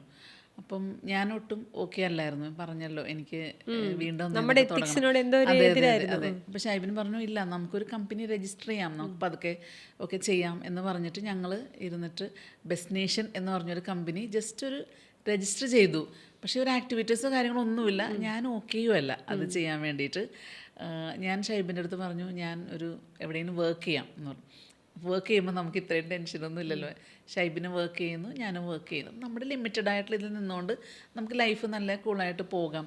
ഷൈബിന് ഒരു വർക്കിങ്ങും ഞാൻ ബിസിനസ് ചെയ്യുമ്പോഴും അവിടെ ഭയങ്കര സ്ട്രെയിൻ ആയിരിക്കും നമുക്ക് വരുന്നത്. അപ്പം ഞാനിങ്ങനെ ജോലിയൊക്കെ നോക്കാൻ വേണ്ടിയിട്ട് തുടങ്ങി, നമുക്ക് വരുമാനം വേണമല്ലോ. അപ്പോൾ ജോലിയൊക്കെ നോക്കാൻ വേണ്ടിയിട്ട് തുടങ്ങിയെങ്കിലും ഒരു ഇൻ്റർവ്യൂവിന് പോലും ഷൈബിൻ എന്നെ വിട്ടില്ല. പല ഓപ്പർച്യൂണിറ്റീസൊക്കെ എനിക്ക് വന്നു കേട്ടോ, പക്ഷേ വിട്ടില്ല. ഷൈബിനോട് he kept on saying that ഇത് ചെയ്താലല്ലാതെ ജീന ഹാപ്പി ആവത്തില്ല, ഇത്രയും വർഷമായിട്ട് ഇതാണ് ചെയ്തത്, ട്രാവലാണ് തൻ്റെ ബ്ലഡിൽ, സോ തൻ്റെ പാഷനാണ്, അതുകൊണ്ട് ഇത് തന്നെ ചെയ്താൽ മതി എന്ന് പറഞ്ഞാൽ നിർബന്ധിച്ചുകൊണ്ടേയിരുന്നു. അപ്പോൾ ആ ഒരു നിർബന്ധം കൊണ്ടാണ് ആക്ച്വലി ബെസ്റ്റ് നേഷൻ ആക്ച്വലി ഉണ്ടായത്. അതൊരിക്കലും എൻ്റെ ഒരു ഇതിൽ നിന്ന് വന്നാണെന്ന് എനിക്ക് അവകാശപ്പെടാനായിട്ട് ഇല്ല. ഷൈബിൻ ചേട്ടൻ്റെ നിർബന്ധം കൊണ്ടുണ്ടായ സ്ഥാപനം. അതെ, നിർബന്ധം കൊണ്ടുണ്ടായ സ്ഥാപനമാണ് best nation holidays private limited. അപ്പോൾ രജിസ്റ്റർ ചെയ്തിട്ടു എന്ന് മാത്രമേ ഉണ്ടായിരുന്നുള്ളൂ, അതിനുവേണ്ടി ഒരു കാര്യങ്ങളൊന്നും ചെയ്തിട്ടില്ല. പിന്നീട് ഞാൻ ഇവിടെ നിന്ന് പോന്നതിന് ശേഷവും എൻ്റെ ഒരു ട്രോമയും ഈ ഒരു ഇതൊക്കെ കഴിഞ്ഞപ്പം എനിക്ക് തന്നെ തോന്നി ഇങ്ങനെ ഞാൻ മുന്നോട്ട് പോയാൽ ശരിയാവില്ല. ജോലിയാണെങ്കിൽ പോകാൻ ഷൈബിന് അത്ര എന്നെ എൻകറേജ് ചെയ്യുന്നുമില്ല. ഞാൻ നിർബന്ധം പറഞ്ഞാൽ എന്നെ വിടും, എനിക്കറിയാം. പക്ഷേ അതെനിക്ക് അങ്ങനെ നിർബന്ധിച്ച് ചെയ്യണമെന്ന് തോന്നില്ല. ദെൻ ഐ തോട്ട് ഓക്കെ നോക്കാം. അപ്പോൾ ഞാൻ പറഞ്ഞു ഷൈബിൻ നമുക്ക് നോക്കാം. അപ്പോൾ ഞങ്ങളങ്ങനെ കുറേ അന്വേഷിച്ച് ഷൈബിൻ്റെ സ്പെയർ ടൈം കിട്ടണം ഞങ്ങൾക്കൊന്ന് എന്തെങ്കിലുമൊക്കെ നടക്കണമെങ്കിൽ. അപ്പോൾ വൈകിട്ട് രാത്രിയൊക്കെയാണ് ഞങ്ങൾ പോയിട്ടിങ്ങനെ ചെറിയൊരു ഓഫീസ്, അപ്പോൾ ഞാൻ എപ്പോഴും പറയും കുഞ്ഞൊരു ഓഫീസ് മതി, അതിൽ കൂടുതലൊന്നും എനിക്ക് ചിന്തിക്കാൻ പോലും പറ്റുന്നില്ല. അങ്ങനെ ഞങ്ങൾ കുറേ അന്വേഷിച്ച് ഒരു 300 സ്ക്വയർ ഫീറ്റിൻ്റെ ഒരു ഓഫീസ് ഞങ്ങൾ പാലാരിവട്ടത്ത് കണ്ടുപിടിച്ചു. ഓഫീസ് കണ്ടുപിടിച്ചപ്പോൾ പിന്നെ എവിടെയെന്നെ മനസ്സിലായെന്ന് ചെയ്യാം, അങ്ങനെയൊക്കെ വന്നായിരുന്നു. അത്ര ഇതല്ല എങ്കിൽ പോലും എന്തെങ്കിലും ചെയ്യാൻ നോക്കാം എന്നൊക്കെ ഞാൻ ചിന്തിച്ചു. അങ്ങനെ ഞങ്ങൾ കയ്യിലുണ്ടായിരുന്ന പൈസയൊക്കെ എടുത്ത് ഒരു ചെറിയ രീതിയിലൊരു ഇൻറ്റീരിയറും കാര്യങ്ങളൊക്കെ അതിനെ ചെയ്ത്, കാരണം ഒരു ഓഫീസിൻ്റെ നാക്കി എടുക്കണമല്ലോ നമ്മൾ എടുത്തു. അപ്പോൾ ഒരു ചേച്ചി മാത്രമുണ്ട് എൻ്റെ കൂടെ. അന്ന് എന്നെ മുമ്പേ അറിയുന്ന ഒരു ചേച്ചി വന്നിട്ട് ക്ലീൻ ചെയ്തപ്പോൾ ഞാൻ മാമിൻ്റെ കൂടെ ഉണ്ടാവും എന്നൊക്കെ പറഞ്ഞു. അത് കഴിഞ്ഞ് സ്റ്റാഫൊന്നുമില്ല. അപ്പോൾ എന്നെ പണ്ട് പരിചയമുള്ള 1-2 പേര് വന്നിട്ട് എന്നോട് പറഞ്ഞു ഞങ്ങൾക്ക് ജോലി ആവശ്യമുണ്ട്, മാമി ഇങ്ങനെ തുടങ്ങിയാലോ, ഞങ്ങൾക്കൊരു ജോലി തരാമോ എന്ന് ചോദിച്ചു. കൊടുക്കാനായിട്ട് എൻ്റെ കയ്യിൽ ജോലിയൊന്നുമില്ല, പക്ഷേ സ്റ്റാഫ് എന്നുള്ളൊരു പദവി ഞാൻ നിങ്ങൾക്ക് തരാം, പിന്നെ എന്തെങ്കിലുമൊക്കെ സാലറി തരാം, അത്രേ എനിക്ക് പറയാം. കാരണം ഞാൻ ബിസിനസ്സൊന്നും ശരിക്കും തുടങ്ങിയിട്ടില്ല. അപ്പം നമുക്ക് എല്ലാവരും കൂടെ എന്തെങ്കിലുമൊക്കെ ചെയ്യാൻ നോക്കാം എന്നൊക്കെ ഞാൻ പറഞ്ഞു. അങ്ങനെയൊക്കെ പറഞ്ഞെങ്കിലും ഞാൻ അവർക്ക് സാലറിയൊക്കെ കൊടുത്തു കേട്ടോ. കാരണം അങ്ങനെ കൊടുത്താണല്ലോ നമ്മൾ ശീലിച്ചേക്കുന്നത്. ഒരു വലിയ സ്ഥാപനത്തിൽ നിന്ന് അതിൻ്റേതായ രീതിയിൽ ആണ് നമ്മളെപ്പോഴും. അപ്പോൾ അതൊക്കെ ഞാൻ പറ്റുന്ന രീതിയിലൊക്കെ ആദ്യം കാര്യങ്ങളൊക്കെ ഞാൻ ചെയ്തു. എനിക്ക് പ്രത്യേകിച്ച് എനിക്കോ കാര്യങ്ങളൊന്നും ഉണ്ടായിരുന്നില്ല. പിന്നെ ഇത്ര നാൾ അങ്ങനെ വെറുതെ ഇരിക്കും, ഓഫീസിൽ വെറുതെ ഇരിക്കാൻ പറ്റില്ലല്ലോ. അപ്പോൾ ഞാൻ ഇങ്ങനെ ചിന്തിച്ചു ഓക്കെ ഇൻ്റർനാഷണൽ ടൂറൊക്കെ ചെയ്യാമെന്ന്. അതാണ് ഞാൻ ചെയ്തിട്ടുള്ളത്. ചെയ്യണമെങ്കിൽ ഒരുപാട് പൈസയും കാര്യങ്ങളൊക്കെ നമ്മൾ ആദ്യം ഇൻവെസ്റ്റ് ചെയ്യണം. എയർലൈൻ സീറ്റൊക്കെ ബ്ലോക്ക് ചെയ്യണം, ലക്ഷങ്ങൾ വേണം നമുക്ക്. അപ്പോൾ അതൊന്നും എൻ്റെ കയ്യിലില്ല. അപ്പോൾ ഞാൻ ഓർത്തു ഒരു ചെറിയൊരു ഡൊമസ്റ്റിക് ടൂർ വല്ലതും ചെയ്യാം. ഞാൻ ആദ്യമായിട്ടൊരു കശ്മീർ ഒരു ടൂർ ഇട്ടു. അപ്പം അന്ന് എനിക്കിത് എങ്ങനെ ചെയ്യണം, ലൈക്ക് സാമഗ്രികളൊന്നും എൻ്റെ കയ്യിലില്ല. അപ്പോൾ ഷൈബിന് എനിക്ക് ബെസ്റ്റ് നേഷൻ്റെ ഫേസ്ബുക്ക് അക്കൗണ്ട്, ഇൻസ്റ്റ അങ്ങനെയുള്ള കാര്യങ്ങളൊക്കെ എനിക്കെല്ലാം റെഡിയാക്കി തന്നു. എന്നിട്ട് എനിക്കിങ്ങനെ ഫോണിലെടുത്താൽ മതി വീഡിയോ എന്നൊക്കെ എല്ലാം പഠിപ്പിച്ചൊക്കെ തന്നു. പക്ഷേ ഈ വീഡിയോ കണ്ടു കഴിഞ്ഞതിന് ശേഷം എൻ്റെ ഫോൺ നമ്പർ അതിലുള്ളത് കൊണ്ട് എന്നെ ഒരുപാട് പേര് വിളിച്ചു. അതെനിക്കൊരു ബ്രേക്ക് ത്രൂ. അപ്പോഴാണ് ആക്ച്വലി ഞാൻ റിയലൈസ് ചെയ്യുന്നത് എന്നെ ഇഷ്ടമുള്ള ഇത്രയും ആൾക്കാരുണ്ടായിരുന്നു. കാരണം ഒരു സ്ഥാപനത്തിൽ ഇരിക്കുമ്പോൾ അല്ലെങ്കിൽ ഒരു സ്ഥാനത്ത് ഇരിക്കുമ്പോൾ പലപ്പോഴും നമ്മളത് റിയലൈസ് ചെയ്യത്തില്ല, ഒരു ഫ്ലോയിൽ നമ്മൾ പോവും. പക്ഷേ അപ്പോഴും ഞാൻ റിയലൈസ് ഇത്രയും പേർക്ക് എന്നെ ഇഷ്ടമായിരുന്നു, അല്ലെങ്കിൽ ഇത്രയും പേര് എൻ്റെ വെൽ വിഷേഴ്സായിട്ടുണ്ട് എന്നൊക്കെ ഞാൻ അപ്പോൾ റിയലൈസ് ചെയ്തു. അതെനിക്കൊരു മോട്ടീവ് തന്നെയായിരുന്നു കേട്ടോ, വലിയൊരു മോട്ടീവായിരുന്നു. അപ്പോൾ എൻ്റെ കാശ്മീർ ടൂറ് പെട്ടെന്നേ തന്നെ വളരെ ചുരുങ്ങിയ ദിവസം കൊണ്ട് തന്നെ വേഗം ടൂറ് ഫില്ലായി. ആ ടൂറ് പോയി. അപ്പോൾ അത് നന്നായി തിരിച്ചു വന്നു, നല്ല ഹാപ്പിയിൽ തിരിച്ചു വന്നു. അപ്പോൾ ഞാൻ ഓർത്തെന്ന് ഒരു കാശ്മീരും കൂടി ഇടാം എന്ന് അതാ ഞാൻ ചിന്തിക്കുന്നുള്ളൂ. വീണ്ടും ഒരു കാശ്മീർ. നമ്മൾ ഇന്റർനാഷണലിനെ കുറിച്ചൊന്നും ചിന്തിക്കുന്നില്ല. പിന്നീട് ഞാനിങ്ങനെ കൂടുതൽ ആളുകൾ വിളിച്ചിട്ട് എവിടേക്കൊക്കെയാണ് ഇൻ്റർനാഷണൽ ട്രിപ്സ് എന്ന് ചോദിക്കുമ്പോൾ ഞാൻ ചിന്തിച്ചത് എന്നിൽ നിന്നുള്ള എക്സ്പെക്റ്റേഷൻ ഡിഫറെൻ്റ് ആണ് ആൾക്കാർക്ക്. ഞാനൊന്ന് പതുങ്ങിയിരിക്കാമെന്ന് വിചാരിച്ചാലും സമ്മതിക്കില്ല. എക്സ്പെക്ടേഷൻ വേറെയാണ്. ഇത് വേണം അത് തരണം എന്ന് എല്ലാവരും ചോദിക്കണേ. അപ്പൊ ചെയ്യണ്ടേ നമ്മള്? പിന്നെ തീർച്ചയായിട്ടും അപ്പം ഞാനിങ്ങനെ ചിന്തിച്ചു, ഓക്കെ എന്നാൽ ഒരു ഇൻ്റർനാഷണൽ ടൂർ ഇട്ട് നോക്കാം എന്ന് വിചാരിച്ചു. അപ്പം ഞാൻ എല്ലാവരും ഇടുന്ന കോമൺ ഡെസ്റ്റിനേഷൻ അന്ന് ഇട്ടില്ല, കാരണം മാർക്കറ്റിൽ അത്രയധികം പ്രൊഡക്റ്റ് ഉണ്ട്. ഞാനൊരു വളരെ ചെറിയൊരാളാണ്, ഒന്നും മാർക്കറ്റിംഗ് പോലും ശരിക്കും ചെയ്യുന്ന അങ്ങനെയൊന്നും പറയാൻ എനിക്ക് അവകാശപ്പെടാനൊന്നുമില്ല. അപ്പോൾ ഞാൻ ഓർത്തു ഇവരാരും ചെയ്യാത്തത് ചെയ്യാം, അപ്പോൾ കുഴപ്പമില്ലല്ലോ എന്ന് വിചാരിച്ചു. അങ്ങനെ ആദ്യമായിട്ട് ഡെസ്റ്റിനേഷനിൽ നിന്ന് കൊണ്ടുപോയതാണ് ഒരു ജോർജിയ ട്രിപ്പ്. 25-28 പേരോ അതിലേ ഉണ്ടായിരുന്നു. അത് ഭയങ്കര സക്സസ്ഫുൾ ആയി. അപ്പം ഞാൻ ഷൈബിനോട് പറഞ്ഞു, ഷൈബിൻ എൻ്റെ കൂടെ പോരൂ.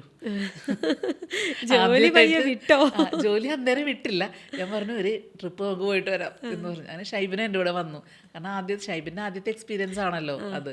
അപ്പം ഷൈബിനെ എൻ്റെ കൂടെ വന്നു. ആ ട്രിപ്പ് ഭയങ്കര അടിപൊളിയായിരുന്നു. അതിലും ഒരു 80-90% ഓഫ് കസ്റ്റമേഴ്സ് എന്നെ അറിയുന്ന എൻ്റെ പഴയ ക്ലയൻസ് തന്നെയാണ്. അപ്പം ജോർജിയ ട്രിപ്പ് ഭയങ്കര അടിപൊളിയായി. അപ്പം അവിടെ നിന്ന് പിന്നെ ചിന്തിച്ചു, ഓക്കെ ഇനി നമ്മൾ വെറുതെ ഇരിക്കരുത്, ഒരു ഇൻ്റർനാഷണൽ ട്രിപ്പ് ചെയ്യാൻ വേണ്ടി സാധിച്ചു. പിന്നെ വെറുതെ ഇരിക്കാനും പറ്റില്ല, കാരണം സ്റ്റാഫിന് സാലറി കൊടുക്കണം. ഈ സമയങ്ങളിൽ സ്റ്റാഫിൻ്റെ എണ്ണം കൂടിത്തുടങ്ങി. അപ്പോൾ ഞങ്ങൾ ഓഫീസ് മാറി. അപ്പോൾ എനിക്ക് ഈ ചെറിയ സ്ഥലത്ത് ഇരിക്കാൻ ഇനി പറ്റില്ല. അപ്പോൾ ഞങ്ങൾ കുറച്ചും കൂടെ വലിയൊരു ഓഫീസ് എടുത്തു. കാരണം ഇതിനകത്തിരിക്കാൻ സ്ഥലമില്ല, ആളുകൾക്ക് സ്റ്റാഫിന് സ്ഥലമില്ല, വിസ ഇതൊക്കെ ചെയ്യണ്ട. അപ്പോൾ ആളുകൾ വന്നു. അപ്പോൾ നമ്മൾ മെറൈൻ ഡ്രൈവിൽ ഒരു ഓഫീസ് എടുത്തു. അപ്പോൾ ഞാൻ സ്ക്വയർ ഫീറ്റ് ആയിരുന്നു അത്? ഒരു 800-900 300 നിന്ന് താഴെ എത്തി. അപ്പോൾ അവിടെ ഞാൻ വിചാരിച്ചു, ആ ഓഫീസ് പണിതപ്പം ഞാൻ വിചാരിച്ചു ഓക്കെ ഇനി 2-3 ഇയേഴ്സ് ഞാൻ ഇവിടെയാണ് ഇരിക്കാൻ പോകുന്നതെന്ന് വിചാരിച്ചു. പക്ഷേ അവിടെ ഇരുന്നിരുന്ന് പെട്ടെന്ന് അവിടുത്തെ സ്റ്റാഫുകളുടെ എണ്ണം കൂടി. അപ്പോൾ ഞങ്ങൾ തീരുമാനിച്ചു ഈ അപ്പം നമുക്ക് ഓഫീസൊന്നും മാറാൻ പറ്റത്തില്ല. ഇനി നമ്മൾ എടുക്കുമ്പോൾ മിനിമം ഒരു 5 വർഷമെങ്കിലും ഇരിക്കാവുന്ന മിനിമം എന്ന രീതിയിൽ ഒരു ഓഫീസ് എടുക്കാം. അങ്ങനെ ഇപ്പം ഞങ്ങൾ ഒരു 4000 സ്ക്വയർ ഫീറ്റ് ഓഫീസ് 3 വർഷമാണ് എടുത്തിട്ടുള്ളൂ. 3 വർഷം കൊണ്ട് 300-ൽ നിന്ന് 800-ലെത്തി. അവിടെ നിന്ന് 4000 സ്ക്വയർ ഫീറ്റില് പാലാരിവട്ടത്തെ നമ്മുടെ ആ ഇപ്പൊ കാണുന്ന വലിയ സ്പേസിലേക്ക് മാറാൻ പറ്റി. കഴിഞ്ഞ ഓഗസ്റ്റിലാണ് ഞങ്ങൾ ഇങ്ങോട്ട് മാറിയത്.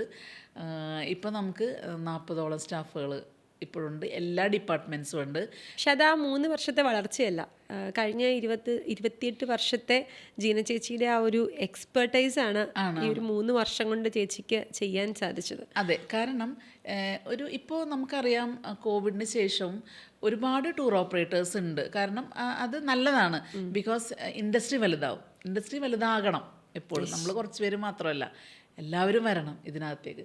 അപ്പോൾ യാത്രക്കാരുടെ എണ്ണം കൂടുമ്പോൾ ഒരുപാട് പുതിയ ട്രാവൽ ഏജൻസികളും രംഗത്ത് വന്നിട്ടുണ്ട്. അപ്പം പലരും ചോദിക്കാറുണ്ട് അതൊരു ത്രെറ്റാണോ എന്നൊക്കെ. പക്ഷേ എനിക്കതൊരിക്കലും ഒരു ത്രെറ്റായിട്ട് തോന്നിയിട്ടില്ല. കാരണം ആരും യാത്ര ചെയ്യാത്ത, അല്ലെങ്കിൽ ഒരു 2000-ലൊക്കെ ഞാൻ ട്രാവൽ ചെയ്യുന്ന സമയത്ത് ഇവിടെ നിന്ന് ഒരു ലേഡി ടൂർ എസ്കോർട്ട് ഇല്ലാത്ത, അല്ലെങ്കിൽ 1-2 പേര് ആ സമയത്ത് ചിലപ്പോൾ ഉണ്ടായിരുന്നായിരിക്കും, എനിക്കറിയില്ലായിരിക്കും, എന്നാൽ എൻ്റെ അറിവിൽ അധികമില്ല. അപ്പോൾ ആ ഒരു കാലഘട്ടത്തിൽ യാത്ര ചെയ്ത് തുടങ്ങിയ എനിക്ക് ഒരു യാത്രയുടെ പണ്ടത്തെ കാലഘട്ടവും എനിക്കറിയാം, ഇപ്പോഴത്തെ കാലഘട്ടവും അറിയാം. ഓൾമോസ്റ്റ് നമ്മൾ വളരെ എക്സ്പീരിയൻസ്ഡ് ആണ്. അതുകൂടാതെ എത്രയായിരം യാത്രകൾ ചെയ്തിട്ടുണ്ട് എന്ന് ചോദിച്ചാൽ എനിക്കിപ്പോഴും അറിയില്ല. ഡെസ്റ്റിനേഷൻസാണ്, കൺട്രീസാണ് ഞാൻ പറഞ്ഞ 78. അതുകൊണ്ട് തന്നെ ഇനി എത്ര പേര് ഇതിൽ വന്നു കഴിഞ്ഞാലും എൻ്റെ ഒരു എക്സ്പീരിയൻസ് എടുത്തു മാറ്റാൻ ആർക്കും സാധിക്കില്ലല്ലോ. അപ്പോൾ അതുകൊണ്ട് ഞാൻ അതിനെക്കുറിച്ച് അത്ര വറീഡല്ല, ബോധേഡല്ല. ഡെസ്റ്റിനേഷൻ തുടങ്ങിയിട്ട് 3 വർഷമായി എന്ന് മാത്രമേ ഉള്ളൂ. ജീന എന്നുള്ളൊരു വ്യക്തി ഇത്രയും വർഷമായിട്ട് ഈ ഇൻഡസ്ട്രിയിൽ നിൽക്കുന്ന ഒരാളാണ്. ഞാൻ എപ്പോഴും ഇങ്ങനെ കാണുമ്പോൾ ചോദിക്കണമെന്ന് ആഗ്രഹിച്ചൊരു ചോദ്യമാണ്. ഞാനും രംഗുവും ഈ മെട്രോ പില്ലർ കണ്ടപ്പോൾ ഏറ്റവും അധികം ഡിസ്കസ് ചെയ്താണ്, ആരാണ് ഈ പേരിട്ടത് ഡെസ്റ്റിനേഷൻ? ഒരു ടൂർ ഓപ്പറേറ്റിംഗ് കമ്പനിക്ക് ഇതിനപ്പുറത്തേക്കൊരു പേരിടാനില്ല. ആരാണ് ആ പേരിൻ്റെ പുറകിലെ ഉപജ്ഞാതാവ്? അത് ഷൈബിനും ഞാനും തന്നെയാണ്. ആണല്ലേ? ഒരു സ്ഥാപനം തുടങ്ങണം അല്ലെങ്കിൽ എന്ന് ഇങ്ങനെ പറഞ്ഞപ്പോൾ അത് രജിസ്റ്റർ ചെയ്യണമല്ലോ, രജിസ്റ്റർ ചെയ്തിടാനൊരു പേര് വേണമല്ലോ. അപ്പം പേര് ഇങ്ങനെ ചിന്തിച്ചപ്പോൾ എൻ്റെ അടുത്ത് 1-2 പേര് പറഞ്ഞു ജീനാസ് എന്നൊക്കെ ഇടാമെന്നൊക്കെ പറഞ്ഞു. ഞാൻ പറഞ്ഞില്ല, എനിക്കിഷ്ടമില്ല അങ്ങനെ ചെയ്യാനായിട്ട്. കാരണം ഞാൻ അതിനെതിരല്ല കേട്ടോ, അങ്ങനെ ഒരുപാടുണ്ടല്ലോ നമ്മളുടെ നാട്ടിലല്ലേ, അതൊക്കെ ഒത്തിരി നല്ല സ്ഥാപനമാണ്. പക്ഷേ എനിക്ക് പേഴ്സണലി ഒരു സ്ഥാപനത്തിനൊരു ഐഡൻറ്റിറ്റി, സെപ്പറേറ്റ് ഐഡൻറ്റിറ്റി ആയിരിക്കണം ഒരു സ്ഥാപനം എന്ന് നിർബന്ധം ഉണ്ടായിരുന്നു. അപ്പം ഞാനും ഷൈബിനും കൂടിയിട്ട് ഒരുപാട് പേരുകൾ ആലോചിച്ചു. അപ്പോൾ കുറേ പേരുകൾ നമ്മുടെ ഇൻഡസ്ട്രി നോക്കുകയാണെങ്കിൽ കോമൺ ആണ്, വളരെ കോമൺ നെയിംസ് ഇഷ്ടം പോലെയുണ്ട്. ട്രാവൽ, ടൂർ, ഇത് കൂട്ടിയുള്ള വാക്കുകൾ ഒരുപാടുണ്ട്. സ്കൈ, ഫ്ലൈ, അല്ലെങ്കിൽ ഫ്ലൈറ്റ് അല്ലെങ്കിൽ ടൂറ് ഇതൊക്കെ ഭയങ്കര കോമൺ ആണ് ഇന്നത്തെ കാലത്ത്. അപ്പോൾ അങ്ങനെയൊന്നും വേണ്ട. എന്തെങ്കിലും, കാരണം നമ്മൾ ചെയ്യാൻ ഉദ്ദേശിക്കുന്നത് ജസ്റ്റ് ഒരു ട്രാവൽ ഏജൻസി തുടങ്ങി ചെയ്തു പഠിക്കുന്നവരല്ല നമ്മൾ എക്സ്പീരിയൻസ്ഡ് ആണ് അല്ലേ. അപ്പോൾ അങ്ങനെ ഒരു ലെവലിലേക്കാണ് നമ്മൾ കൊണ്ടുപോകേണ്ടത്. ഞങ്ങൾക്ക് ഒരുപാട് ആലോചിച്ച് ഞങ്ങൾ ഒരുപാട് പേരുകളൊക്കെ ഇങ്ങനെ എഴുതി കൂട്ടി ഒക്കെ നോക്കിയിട്ട് അവസാനം എവിടെ നിന്നോ ഞങ്ങൾ ഡെസ്റ്റിനേഷൻ എങ്ങനെ വന്നെന്നറിയില്ല, ഞങ്ങളുടെ മനസ്സിലേക്ക് ഇങ്ങനെ വന്നു. ഞങ്ങളതിങ്ങനെ എഴുതി വെച്ചു, പല പേരുകളുടെ കൂട്ടത്തിൽ ഞങ്ങൾ അതും എഴുതി വെച്ചു. പിന്നെ ഞങ്ങൾ ഷോർട്ട് ലിസ്റ്റ് ചെയ്യാൻ തുടങ്ങി. ഷോർട്ട് ലിസ്റ്റ് ചെയ്തിട്ടും അവസാനം ഡെസ്റ്റിനേഷനേക്കാട്ടിലും മികച്ചൊരു പേര് കിട്ടാനില്ല എന്ന് തോന്നി. കാരണം ഡെസ്റ്റിനേഷന് ഒരുപാട് ഡെഫിനേഷൻസ് ഉണ്ട്. It can be best of every destination, അങ്ങനെയാവാം. പിന്നെ യാത്ര ചെയ്യുമ്പോൾ ഇന്നത്തെ കാലത്ത് ഒരു ട്രെൻഡാണല്ലേ ബെസ്റ്റി, അല്ലേ, ബെസ്റ്റിയുടെ കൂടെ ട്രാവൽ ചെയ്യുക. അപ്പോൾ ഒരു യാത്ര ചെയ്യുന്ന ഒരാളുടെ ഒരു ബെസ്റ്റി ആകുക, അവരുടെ യാത്രയിൽ അവരുടെ ഏറ്റവും നല്ല ഒരു സുഹൃത്താകുക, ഏറ്റവും ബെസ്റ്റ് ഡെസ്റ്റിനേഷൻസ് കൊടുക്കുക, ബെസ്റ്റ് എക്സ്പീരിയൻസ് കൊടുക്കുക. അങ്ങനെ ഒരുപാട് അർത്ഥങ്ങളും എക്സ്പാൻഷൻസ് ഉണ്ട് ഡെസ്റ്റിനേഷൻ ഹോളിഡേയ്സ്. പിന്നെ അങ്ങനെ ഒരു പേര് അല്ലെങ്കിൽ അങ്ങനെ ഒരു ടേം ഡിക്ഷണറിയിൽ ഇല്ലല്ലോ, അങ്ങനെ ഒരു വാക്കില്ല. ആ വാക്ക് ഞങ്ങൾ ക്രിയേറ്റ് ചെയ്തതാണ്. അടിപൊളിയായിട്ടുണ്ട്. ഒരു ബ്രാൻഡിന് പേരിടുമ്പോൾ ശ്രദ്ധിക്കേണ്ട കുറേ കാര്യങ്ങൾ പറയും, കുറേ ടച്ച് പോയിന്റ്സ്. ആ ടച്ച് പോയിന്റ്സ് എല്ലാം വന്നിരിക്കുന്ന ഒരു പേരാണ് ഡെസ്റ്റിനേഷൻ ഹോളിഡേയ്സ്. കാരണം അങ്ങനെ ഒരു പേരിന് വരില്ല. അതുപോലെ നിങ്ങളുടെ ഇൻഡസ്ട്രിയിൽ ഏറ്റവും വലിയൊരു ട്രെൻഡ് കൊണ്ടുവന്ന ജീന ചേച്ചിയാണ്. ഒരു പേഴ്സണൽ, എല്ലാവരും ബ്രാൻഡിന് അംബാസിഡർ വയ്ക്കുന്നുണ്ട്, ബ്രാൻഡ് അംബാസിഡേഴ്സ് ഉണ്ട്, അല്ലെങ്കിൽ ടൂറിസ്റ്റിൻ്റെ കാര്യങ്ങളൊക്കെ പറയുന്നുണ്ട്. പക്ഷേ ഈ ഒരു ഇൻഡസ്ട്രിയിൽ സ്വന്തം ഫോട്ടോയൊക്കെ വെച്ച് സ്വന്തമായി ഒന്ന് ബ്രാൻഡ് ചെയ്ത് ഡെസ്റ്റിനേഷൻ്റെ സാരഥി ഞാനാണെന്ന് ഉറക്കെ വിളിച്ചു പറഞ്ഞ് എല്ലായിടത്തും ഹോർഡിങ്ങൊക്കെ വെച്ച് ആ ഒരു ട്രെൻഡ് കൊണ്ടുവരുന്നത് ജീന ചേച്ചിയാണ്. ആ ഒരു ട്രെൻഡ്, അങ്ങനെ ഒരു തോട്ടിന് പുറകിലെ ആ ഒരു ധാരണ എന്തായിരുന്നു? ഉണ്ട്, ശരിക്കും ഉണ്ട്. അതൊന്ന് ആകസ്മികമായിട്ട് സംഭവിച്ച കാര്യങ്ങളല്ല. രണ്ട് കാര്യങ്ങളാണ് അതിൻ്റെ പുറകിലുള്ളത്. അതിൽ ഒന്നെന്ന് പറഞ്ഞു കഴിഞ്ഞാൽ, ഞാൻ ഇത്രയും വർഷം ഈ ഇൻഡസ്ട്രിയിൽ ഇരുന്നിട്ടും ഞാൻ ഒരിക്കലും എൻ്റെ ഫേസ് എല്ലാ സ്ഥലത്തും കാണിക്കുക അല്ലെങ്കിൽ ആ ഒരു ഫോർ ഫ്രണ്ടിലേക്ക് വരുന്നത് ഞാൻ ചെയ്തിട്ടില്ലാത്തൊരു കാര്യമായിരുന്നു. ഞാൻ എപ്പോഴും ബാക്കിലിരുന്ന് സൈലൻ്റ്ലി വർക്ക് ചെയ്ത് എല്ലാ കാര്യങ്ങളും സക്സസ്ഫുൾ ആക്കുക അല്ലെങ്കിൽ സാധ്യമാക്കുക, അതായിരുന്നു എൻ്റെ ജോലി. അപ്പം ഞാൻ എവിടെയും ഒരു ഫ്രണ്ടിൽ പോർഷനിൽ ഞാൻ നിൽക്കാൻ ഞാൻ ആഗ്രഹിച്ചിട്ടില്ല കേട്ടോ, അതാണ് സത്യം. ചിലപ്പോൾ ആഗ്രഹിച്ചിരുന്നെങ്കിൽ നടന്നേനായിരിക്കും. പക്ഷെ ഞാൻ ആഗ്രഹിച്ചില്ല, ആ രീതിക്ക് ഞാൻ ചിന്തിച്ചിട്ടുണ്ടായിരുന്നില്ല. അപ്പോൾ ഞാൻ ഇത്രയും വർഷം ഇൻഡസ്ട്രിയിൽ നിൽക്കുമ്പോൾ പിന്നീട് ഞാൻ ഉണ്ടായിരുന്ന സ്ഥാപനത്തിൽ പോരുമ്പോൾ എനിക്ക് മനസ്സിലായി അതൊരു വലിയ പോരായ്മയായിരുന്നു എന്നുള്ളത്. എൻ്റെ സ്വന്തം ഒരു ഇതൊന്നും ബ്രാൻഡിങ് ഒന്നും ഞാൻ ആഗ്രഹിച്ചിട്ടില്ല. ഈവൻ ദോ മേജർ റോൾ ഒരുപാട് വർക്ക് ചെയ്യാൻ ചെയ്തിട്ടുണ്ട്, ഇഷ്ടം പോലെ വർക്ക് ചെയ്യാൻ ചെയ്തിട്ടുണ്ട്. അപ്പോൾ അതെല്ലാം ബാക്ക്ഗ്രൗണ്ടിൽ നിന്ന് ഞാൻ ചെയ്ത ഒരാളാണ്. അപ്പോൾ പിന്നീട് എനിക്ക് മനസ്സിലായി അങ്ങനെയല്ല ഞാൻ നിൽക്കേണ്ടത്. അങ്ങനെ നിന്നിരുന്നുവെങ്കിൽ ചിലപ്പോൾ അവിടെ നിന്ന് എനിക്ക് ഇറങ്ങേണ്ടി പോലും ചിലപ്പോൾ വരത്തില്ലായിരുന്നു, ഒരു പക്ഷേ, ഐ ഡോണ്ട് നോ, ഒരു പക്ഷേ. അപ്പോൾ ഞാൻ മനസ്സിലാക്കി നമ്മൾ തെറ്റുകളൊക്കെ ഒരു പ്രാവശ്യമല്ലേ സംഭവിക്കാൻ പാടുള്ളൂ, വീണ്ടും നമ്മൾ തെറ്റ് ആവർത്തിക്കാൻ പാടില്ല. അപ്പം അത് ഒരു കാരണമായിരുന്നു കേട്ടോ. പേഴ്സണൽ ബ്രാൻഡിങ് വേണം, അല്ലെങ്കിൽ എന്നെ അറിയണം ആളുകൾ. ഒരിക്കലും ഈവൻ ഡെസ്റ്റിനേഷൻ ഒരിക്കലും ഒരു പുതിയ കമ്പനിയാണെന്ന് മാത്രമേ ഉള്ളൂ. അതിൻ്റെ എക്സ്പീരിയൻസ് പുതിയതല്ല, എക്സ്പീരിയൻസ് ഇത്രയും വർഷത്തെ എക്സ്പീരിയൻസ് ആണ്. So that has to come out. അതാണ് ഒരു മെയിൻ റീസൺ. രണ്ടാമത്തത്, എപ്പോഴും ആക്ച്വലി ഇതിന് ഒരു റീസൺ, ഷൈബിൻ എൻ്റെ അടുത്ത് എപ്പോഴും, ഷൈബിൻ ഒരു ഫോർ ഫ്രണ്ടിലേക്ക് വരുന്ന ഒരു ആൾ അല്ല, അല്ലെങ്കിൽ അത് ആഗ്രഹിക്കുന്നില്ല. കാരണം ഷൈബിന് ഇൻഡസ്ട്രി എന്നുള്ള ഒരാളല്ല, ഞാൻ ഇൻഡസ്ട്രി എന്നുള്ള ഒരാളാണ്. അപ്പം ഞാൻ തന്നെ അതിൻ്റെ ഒരു ഫേസ് ആവണം എന്ന് എപ്പോഴും ഈ ഇൻ്റർവ്യൂ വരെ പോലും ഷൈബിൻ അതാണ് ആഗ്രഹിക്കുന്നത്. ജീന നിൽക്കട്ടെ എല്ലാത്തിൻ്റെ ഫ്രണ്ടിൽ. ആ ഒരു പുഷ് എനിക്ക് തരുന്നൊരു വ്യക്തിയാണ് എൻ്റെ കൂടെ ഉള്ളത്. അത് തന്നെ വലിയൊരു കാര്യമല്ലേ? അല്ലേ? ഇത്ര വർഷം, 28 വർഷം നമ്മളൊരു കമ്പനിയിൽ വേറൊരാളുടെ അണ്ടറിൽ, നമ്മളൊരു കോഫൗണ്ടറാണ്, ഡയറക്ടറാണ്, പക്ഷെ നമ്മൾ വേറൊരാളുടെ അണ്ടറിൽ സൈലൻ്റ് ആയിട്ടിരുന്ന് വർക്ക് ചെയ്യാണ്. പക്ഷെ കഴിഞ്ഞ 3 വർഷമായിട്ട് എല്ലാ തീരുമാനങ്ങളും, എല്ലാ മണ്ടത്തര ആശയങ്ങളും, അല്ലേ, നമ്മൾ പറയും, നമ്മളെന്തെങ്കിലും ഐഡിയ പറയും മണ്ടത്തരമാണെന്ന് പറയും. പക്ഷേ നമ്മുടെ എല്ലാ മണ്ടത്തരമായിട്ടുള്ള ആശയങ്ങളെല്ലാം ഇംപ്ലിമെൻറ്റ് ചെയ്ത് ആ കമ്പനിയുടെ ഓൾ ഇൻ ഓൾ ആയിട്ട് നമ്മൾ വർക്ക് ചെയ്യാണ്.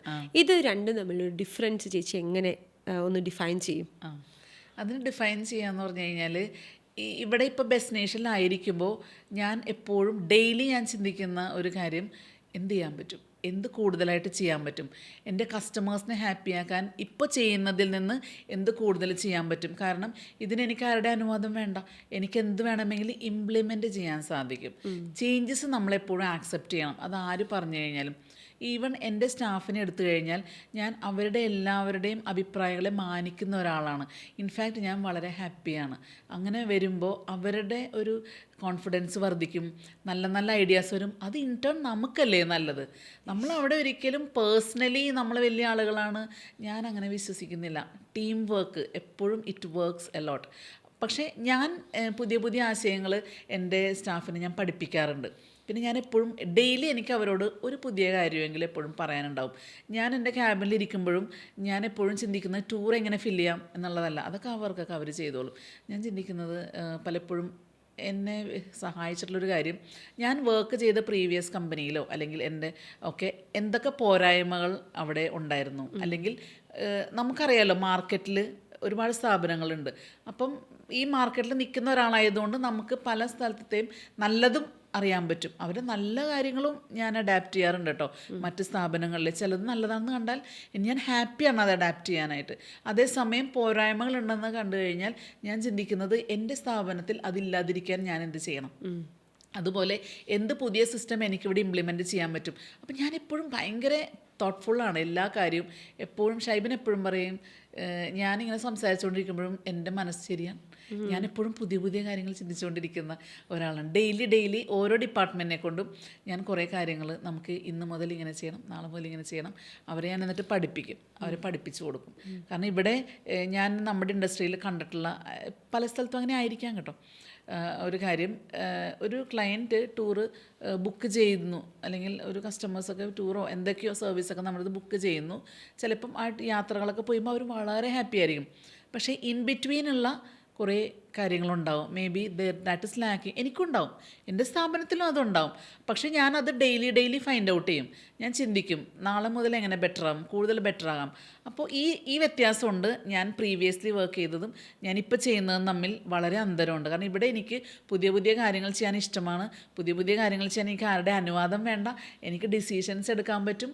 പിന്നെ എൻ്റെ ഇങ്ങനെയുള്ള നല്ല കാര്യങ്ങളെല്ലാം ആക്സെപ്റ്റ് ചെയ്യുന്ന ഒരാളാണ് എൻ്റെ കൂടെയുള്ളത്. എല്ലാവരും പറയും കോവിഡിന് ശേഷം എനിക്ക് തോന്നുന്നു സോഷ്യൽ മീഡിയയിൽ ട്രെൻഡായ പല റീലുകൾക്ക് ശേഷമാണ് ആളുകൾ ഇത്രയും ട്രാവൽ ചെയ്യാൻ തുടങ്ങിയെന്ന്. യാത്ര ചെയ്താൽ സമാധാനം കിട്ടും, യാത്ര ചെയ്താൽ ജീവിതത്തിൽ ഒരുപാട് പഠിക്കാൻ പറ്റും, യാത്ര എന്ന് പറയുന്നതിന് ഒരുപാട് അസുഖങ്ങൾക്ക് മരുന്നാകാൻ പറ്റുമെന്നൊക്കെ. ചേച്ചി ഇത്രയധികം യാത്ര ചെയ്തിട്ട് ലൈഫിൽ എന്താ പഠിച്ചേക്കുന്നത്? ഞാൻ എൻ്റെ ലൈഫിൽ പഠിച്ച എൻ്റെ യാത്രകൾ കൊണ്ട് ഞാൻ നേടിയെടുത്തതാണ് ഞാൻ ഇന്ന് എൻ്റെ ലൈഫിലെ നോർമൽസി.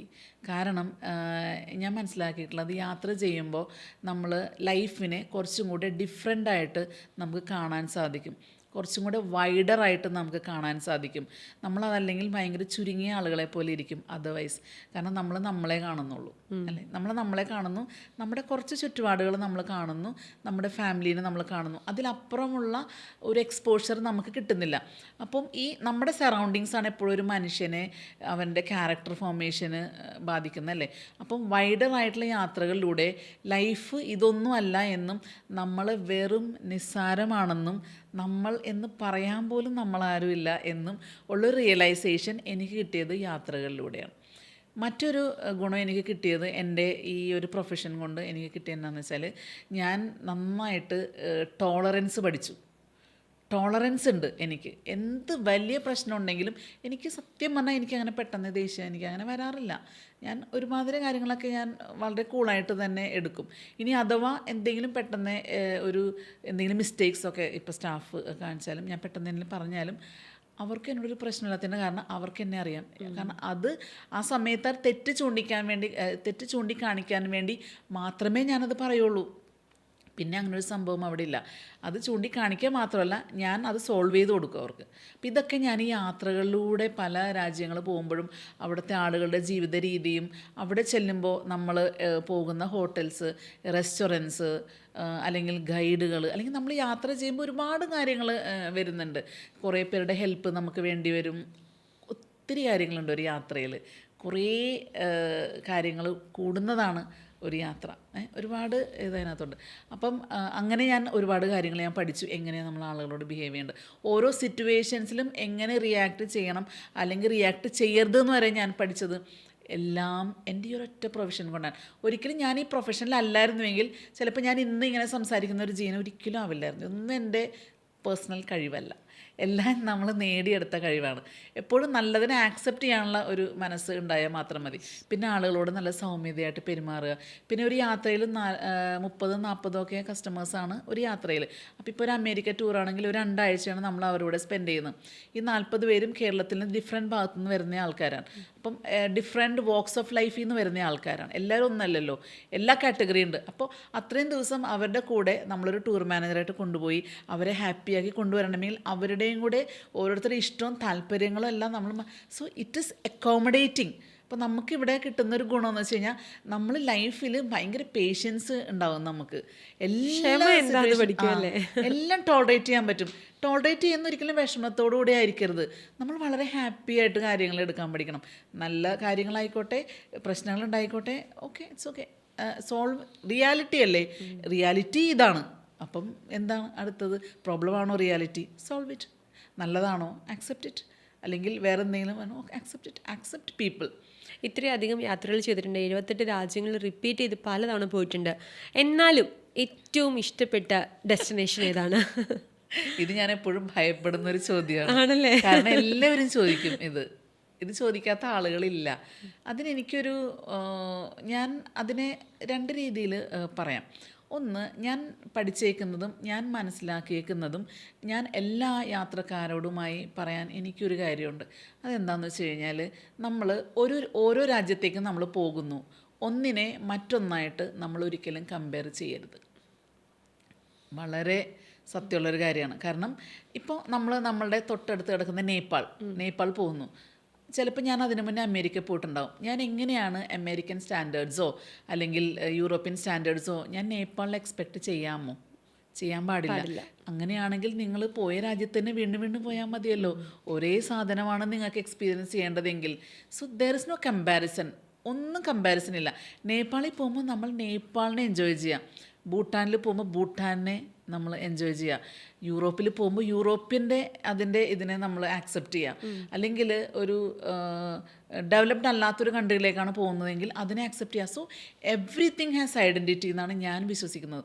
അതുകൊണ്ട് എനിക്ക് ഭയങ്കര ഇഷ്ടമുള്ളൊരു സ്ഥലം എന്ന് ചോദിച്ചാൽ എനിക്കത് പറയാൻ ഭയങ്കര ബുദ്ധിമുട്ടാണ്. കാരണം ഞാൻ രാജ്യങ്ങളെ, ഈ ലോകത്തെ ഇഷ്ടപ്പെടുന്ന ഒരാളാണ്. യാത്രകൾ ഇഷ്ടപ്പെടുന്ന, ഓരോ സ്ഥലത്ത് പോയിട്ട് അവിടുത്തെ തനതായ കാര്യങ്ങൾ കാണാനും അത് ആക്സെപ്റ്റ് ചെയ്യാനും അതിനെ അംഗീകരിക്കാനും ആ ആളുകളെ അംഗീകരിക്കാനും എല്ലാം എനിക്കിഷ്ടമാണ്. എനിക്കെല്ലാം ഇഷ്ടമാണ്. എനിക്ക് വിയറ്റ്നാമിൽ പോയാൽ അവിടുത്തെ ആളുകൾ ഇഷ്ടമാണ്, അവിടുത്തെ ഫുഡ് ഇഷ്ടമാണ്, അവരുടെ മാർക്കറ്റ് ഇഷ്ടമാണ്, കാണുന്ന കാര്യങ്ങൾ, അവരുടെ ഹിസ്റ്ററി എനിക്കിഷ്ടമാണ്. ഞാൻ അമേരിക്ക പോയി, എനിക്ക് അമേരിക്ക ഇഷ്ടമാണ്, ഞാൻ ഒരിക്കലും ഇല്ലെന്ന് പറയില്ല. എനിക്ക് അവിടുത്തെ ഒരുപാട് ലീഡേഴ്സിനെ പറ്റി ഞാൻ വായിച്ചിട്ടുണ്ട്, ഞാൻ പഠിച്ചിട്ടുണ്ട്. അതൊക്കെ ലൈഫിൽ ഭയങ്കര ഇൻസ്പിറേഷനാണ് നമ്മളെങ്ങനെ ആവണം എന്നുള്ളത്. ഗുഡ് ആൻഡ് ബാഡ് എല്ലായിടത്തും ഉണ്ട്. അപ്പോൾ ഒരിക്കലും നമ്മൾ കമ്പയർ ചെയ്യരുത്. കമ്പയർ ചെയ്യാനാണെങ്കിൽ നിങ്ങൾ യാത്ര പോകരുത്. എന്നാലും ഇത്രയും സ്ഥലത്ത് പോയതല്ലേ, ഷൈബിൻ ചേട്ടനെയും കൊണ്ട് പോകണം തോന്നിയേക്കുന്ന സ്ഥലം ഏതാ? ഷൈബിനെ കൊണ്ട് ഞാൻ പോകണം എന്ന് ചിന്തിച്ച ഒരു രാജ്യം ഉണ്ടായിരുന്നു. അത് ഞങ്ങളിത് ഇപ്പോൾ ഒരാഴ്ച മുന്നേ പോയി വന്നു. അത് അമേരിക്കയാണ്. അമേരിക്കയിലാണ് ഏറ്റവും കൂടുതൽ യാത്ര ചെയ്തത്. കാരണം അമേരിക്ക എൻ്റെ ഒരു സെക്കൻഡ് ഹോം പോലെയാണ്. ബിക്കോസ് എനിക്ക് അവിടുത്തെ ഓരോ സ്ഥലങ്ങളും അറിയാം. എനിക്ക് ഓരോ നുക്ക് ആൻഡ് കോർണർ എനിക്കറിയാം. എല്ലാം ഞാൻ പോയ സ്ഥലം എന്നെ കണ്ണടച്ചു വിട്ടാലും ഞാൻ പോകും. അവിടത്തെക്കുറിച്ച് എന്ത് ഹിസ്റ്ററി നിങ്ങൾ എന്നോട് ചോദിച്ചോ അതെല്ലാം ഞാൻ പഠിച്ചിട്ടുണ്ട്, അറിഞ്ഞിട്ടുണ്ട്, ഇഷ്ടം കൊണ്ടാണ്, വേറെ അല്ലാതെ പഠിച്ചതല്ല. അപ്പോൾ എനിക്ക് ഭയങ്കര ഇഷ്ടമാണ് പൊതുവെ കാര്യങ്ങളൊക്കെ അറിയുന്നതൊക്കെ ഭയങ്കര ഇഷ്ടമാണ്. ഞാൻ അവിടെ പോയി കഴിഞ്ഞാൽ ഞാൻ ആളുകളോടൊക്കെ ഞാൻ സംസാരിക്കാറുണ്ട്. ഞാൻ അവരുടെ ലൈഫ് എങ്ങനെയാണെന്ന് അറിയാൻ വേണ്ടിയിട്ട് ഞാൻ ഒത്തിരി ആൾക്കാരോട് സംസാരിക്കാറുണ്ട്. അവരുടെ തോട്ട് പ്രോസസ്സ് എന്താണ്. അപ്പോൾ ഭയങ്കര രസമാണ്. കാരണം ഞാൻ ഇപ്പോൾ റീസെൻ്റ്ലി ഞാൻ USA ജസ്റ്റ് പോയി വന്നപ്പോൾ ഒരാഴ്ചയായിട്ടുള്ളൂ. പോയി വന്നപ്പോൾ ഞങ്ങളുടെ ഒരു വണ്ടി, ഞങ്ങളുടെ ഡ്രൈവർ എന്നോട് ഞാനിങ്ങനെ വെറുതെ പുള്ളിയുടെ ഫാമിലിയെക്കുറിച്ചൊക്കെ. ഒരു ദിവസം ഞങ്ങൾ ഒരുമിച്ചാണ് ഇരുന്നത് ഫുഡ് കഴിക്കാൻ. അപ്പം ഇങ്ങനെ സംസാരിച്ചു. അപ്പോൾ ആൾ എന്നോട് പറഞ്ഞൊരു കാര്യമുണ്ട്. അപ്പോൾ അതിൽ നിന്ന് ഞാനൊരു കാര്യം പഠിച്ചു. എൻ്റെ ലൈഫും എങ്ങനെ അത്, കാരണം ആരോട് സംസാരിക്കുമ്പോൾ ഞാൻ എപ്പോഴും ഒരു നല്ല കാര്യമെങ്കിലും ഞാൻ അതിൽ നിന്ന് എടുക്കും. എന്നിട്ട് ഞാൻ അതിനുവേണ്ടി ട്രൈ ചെയ്യാറുണ്ട് കേട്ടോ എപ്പോഴും. അറ്റ്ലീസ്റ്റ് എൻ്റെ മനസ്സിൻ്റെ ഒരു കോണിലെങ്കിലും ഉണ്ടാകും നാളെ എനിക്ക് അങ്ങനെ ആവണമെന്ന്. ഞാൻ ആ ഒരു ഡ്രൈവറോട് സംസാരിച്ചപ്പം പുള്ളി എന്നോട് പറഞ്ഞു, പുള്ളി വളരെ, അപ്പം നമ്മൾ ആളുകൾ നോക്കുമ്പോൾ ഡ്രൈവറല്ലേ, അങ്ങനെയാണ് എല്ലാവരും ചിന്തിക്കണേ. പക്ഷേ അയാൾ ഭയങ്കര വെൽ സെറ്റിൽഡ് ആയിട്ടുള്ള ഒരാളാണ്. അയാൾ ഈ ഡ്രൈവിങ് ചെയ്യുന്നത് പാഷൻ ഉള്ളത് കൊണ്ടാണ്. He likes to drive. അപ്പോൾ ഹീ ഈസ് വെരി സെറ്റിൽഡ്. എനിക്ക് ഫോട്ടോസൊക്കെ കാണിച്ചു തന്നു അദ്ദേഹത്തിൻ്റെ ഭാര്യയുടെയും ഫാമിലിയുടെയൊക്കെ. അപ്പോൾ നല്ലൊരു ഭാര്യ, ഒരു നല്ല, അപ്പം ലൈഫ് മൊത്തം അയാൾ ഇങ്ങനെ വർക്ക് ചെയ്ത് അവസാനം അവർ സെറ്റിൽ ഡൗൺ ആവും. ഫോറിനേഴ്സിന് അങ്ങനെ ഒരു ഇതുണ്ട്. നമ്മളാണ് 60 വയസ്സായാലും 70 വയസ്സായാലും ചെയ്യണ ജോലി അത് തന്നെ നമ്മൾ കൂടുതലും നമ്മൾ ചെയ്തുകൊണ്ടിരിക്കും. ബിസിനസ് ആണെങ്കിൽ, മറ്റേതൊക്കെ ആണെങ്കിൽ റിട്ടയർമെൻറ്റ് ലൈഫ് ഉണ്ടാവും. ബിസിനസ്സിന് ചെയ്യാർക്ക് റിട്ടയർമെൻറ്റ് ലൈഫ് ആക്ച്വലി പറഞ്ഞു കഴിഞ്ഞാൽ ഇല്ല. നമ്മൾ തന്നെ വേണ്ടാന്ന് നിൽക്കണ ഒരു സമയം വരെ നമ്മൾ നിൽക്കണം. അപ്പോൾ അദ്ദേഹം പറഞ്ഞു, ഞാൻ കുറേ നാൾ ജോലി ചെയ്തു, പൈസയൊക്കെ ഉണ്ട്, ജോലി ചെയ്തിട്ട് തന്നെ പൈസ എല്ലാം ഉണ്ട്.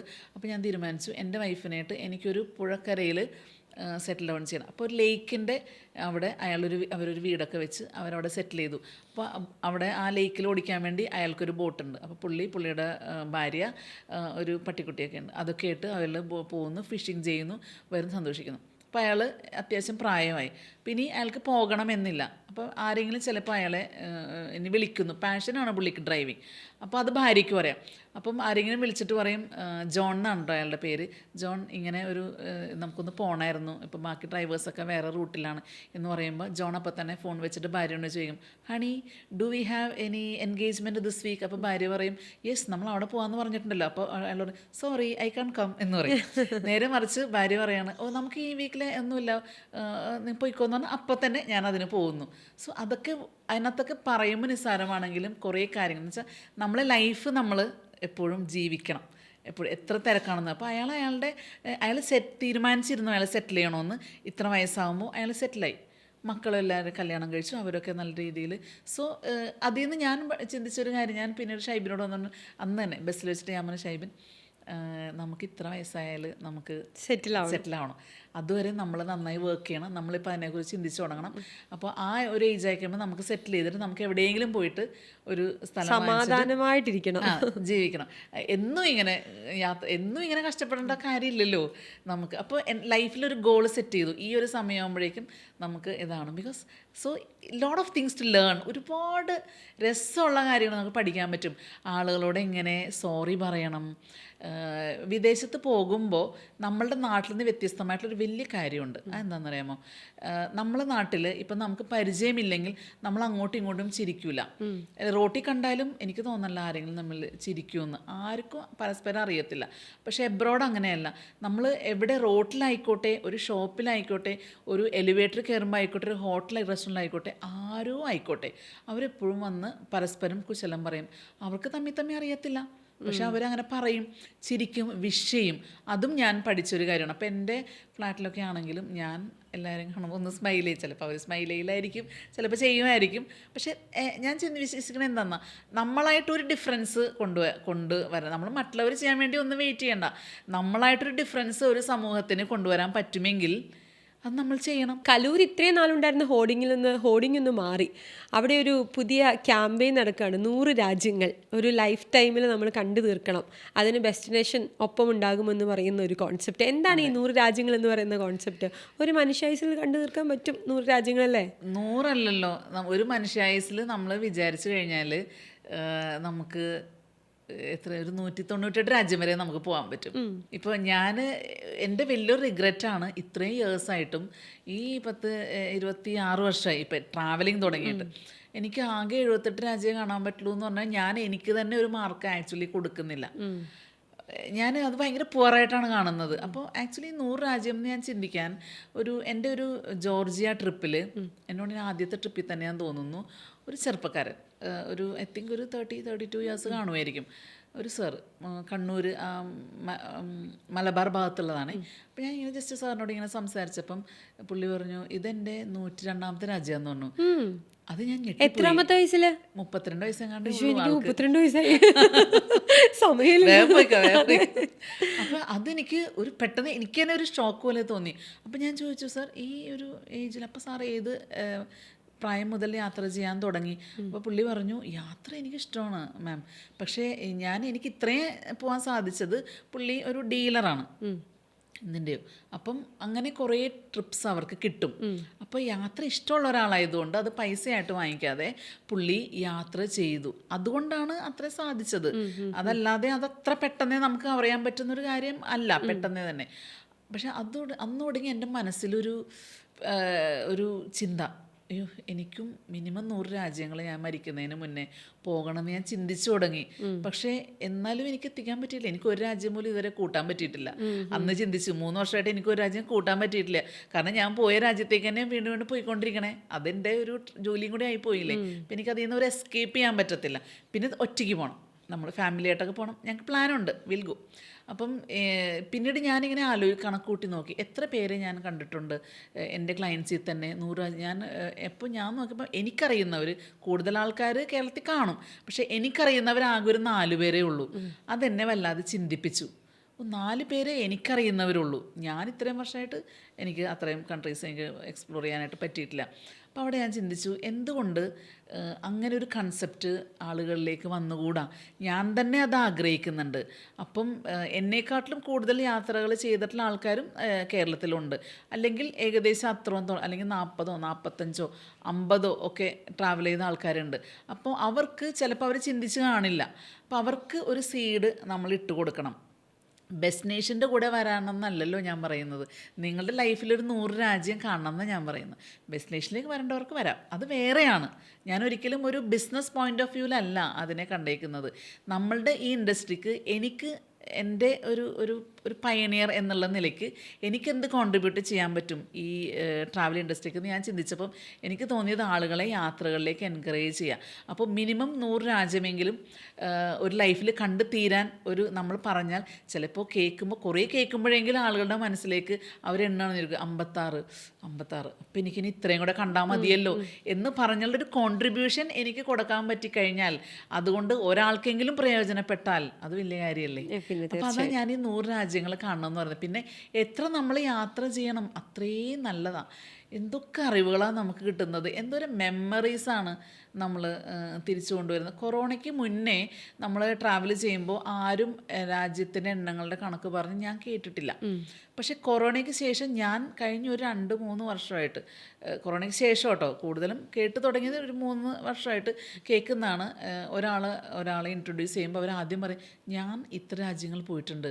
അതെനിക്കും എൻ്റെ മനസ്സിലൊരു ഇതൊന്നും. അപ്പോൾ എല്ലാവരും അങ്ങനെ പറയാൻ തുടങ്ങി. പണ്ട് ഞാൻ ആരും അങ്ങനെ പറഞ്ഞ് കേട്ടിട്ടില്ല. അപ്പോൾ നോർമലി നമ്മൾ ടൂറിൽ പോകുമ്പോൾ ഒരു സെൽഫ് ഇൻട്രൊഡക്ഷൻ പ്രോഗ്രാം ഉണ്ട്, എല്ലാവരും പരസ്പരം. അപ്പോൾ ഞാൻ എല്ലാവരുടെ അടുത്തും പറയും, എല്ലാവരും ചെയ്യുന്ന കാര്യമായിരിക്കും, മൈക്കിൽ ഫ്രണ്ടിൽ വന്നിട്ട് ജസ്റ്റ് 2-3 നമുക്ക് അറിയാൻ വേണ്ടി നമ്മൾ ഇത്രയും ദിവസം ഒരുമിച്ച് കൂടെ ഉള്ളവരല്ലേ. അപ്പോൾ എല്ലാവരും ആദ്യം പറയുന്നത് ഞാൻ ഇന്ന വ്യക്തി, ഞാൻ 48 രാജ്യം പോയി, ഞാൻ 23 രാജ്യം പോയി, ഞാൻ 35 രാജ്യം പോയി. അപ്പോൾ ഈ ഒരു ട്രെൻഡ് ആളുകളുടെ ഇടയിൽ ആക്ച്വലി ഉണ്ട്. Because people want to explore more of the world. അപ്പോൾ അങ്ങനെയാണ് ഈ 100 രാജ്യങ്ങളും നിങ്ങളുടെ ലൈഫിൽ പോകണം എന്ന് ഡെസ്റ്റിനേഷൻ അല്ലെങ്കിൽ ഞങ്ങളുടെ മനസ്സിൽ അങ്ങനെ ഒരു കാര്യം വരും. അത് ഞങ്ങൾ ജനങ്ങളിലേക്ക് ഇടുക. അതെ, we are trying to do that. എനിക്കും പോകണം, എനിക്കും അവരിലൊരാളാവണം, എന്തായാലും എനിക്കാവണം, എത്രയും പെട്ടെന്നാവട്ടെ. എന്താണ് ഇനി ഡെസ്റ്റിനേഷൻ്റെ ഫ്യൂച്ചർ? ഇപ്പോൾ നമ്മൾ 3 വർഷം കൊണ്ട് വലിയൊരു ഗ്രോത്താണ്.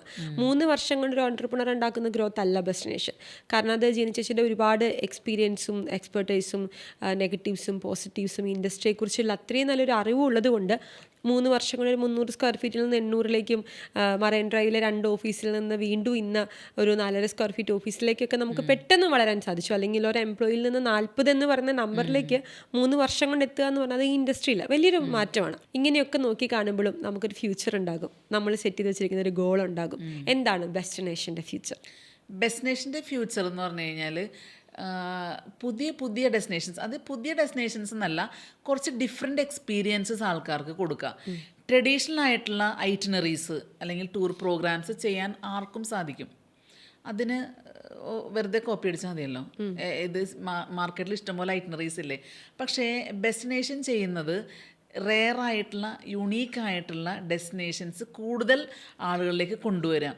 എനിക്ക് 100% പറയാൻ പറ്റും, ആഫ്രിക്ക എന്ന് പറഞ്ഞൊരു കോണ്ടിനെൻ്റ് ആളുകളുടെ ഇടയിലേക്ക് ഇത്രയും പോപ്പുലറൈസ് ചെയ്തത് ഡെസ്റ്റിനേഷനാണ്.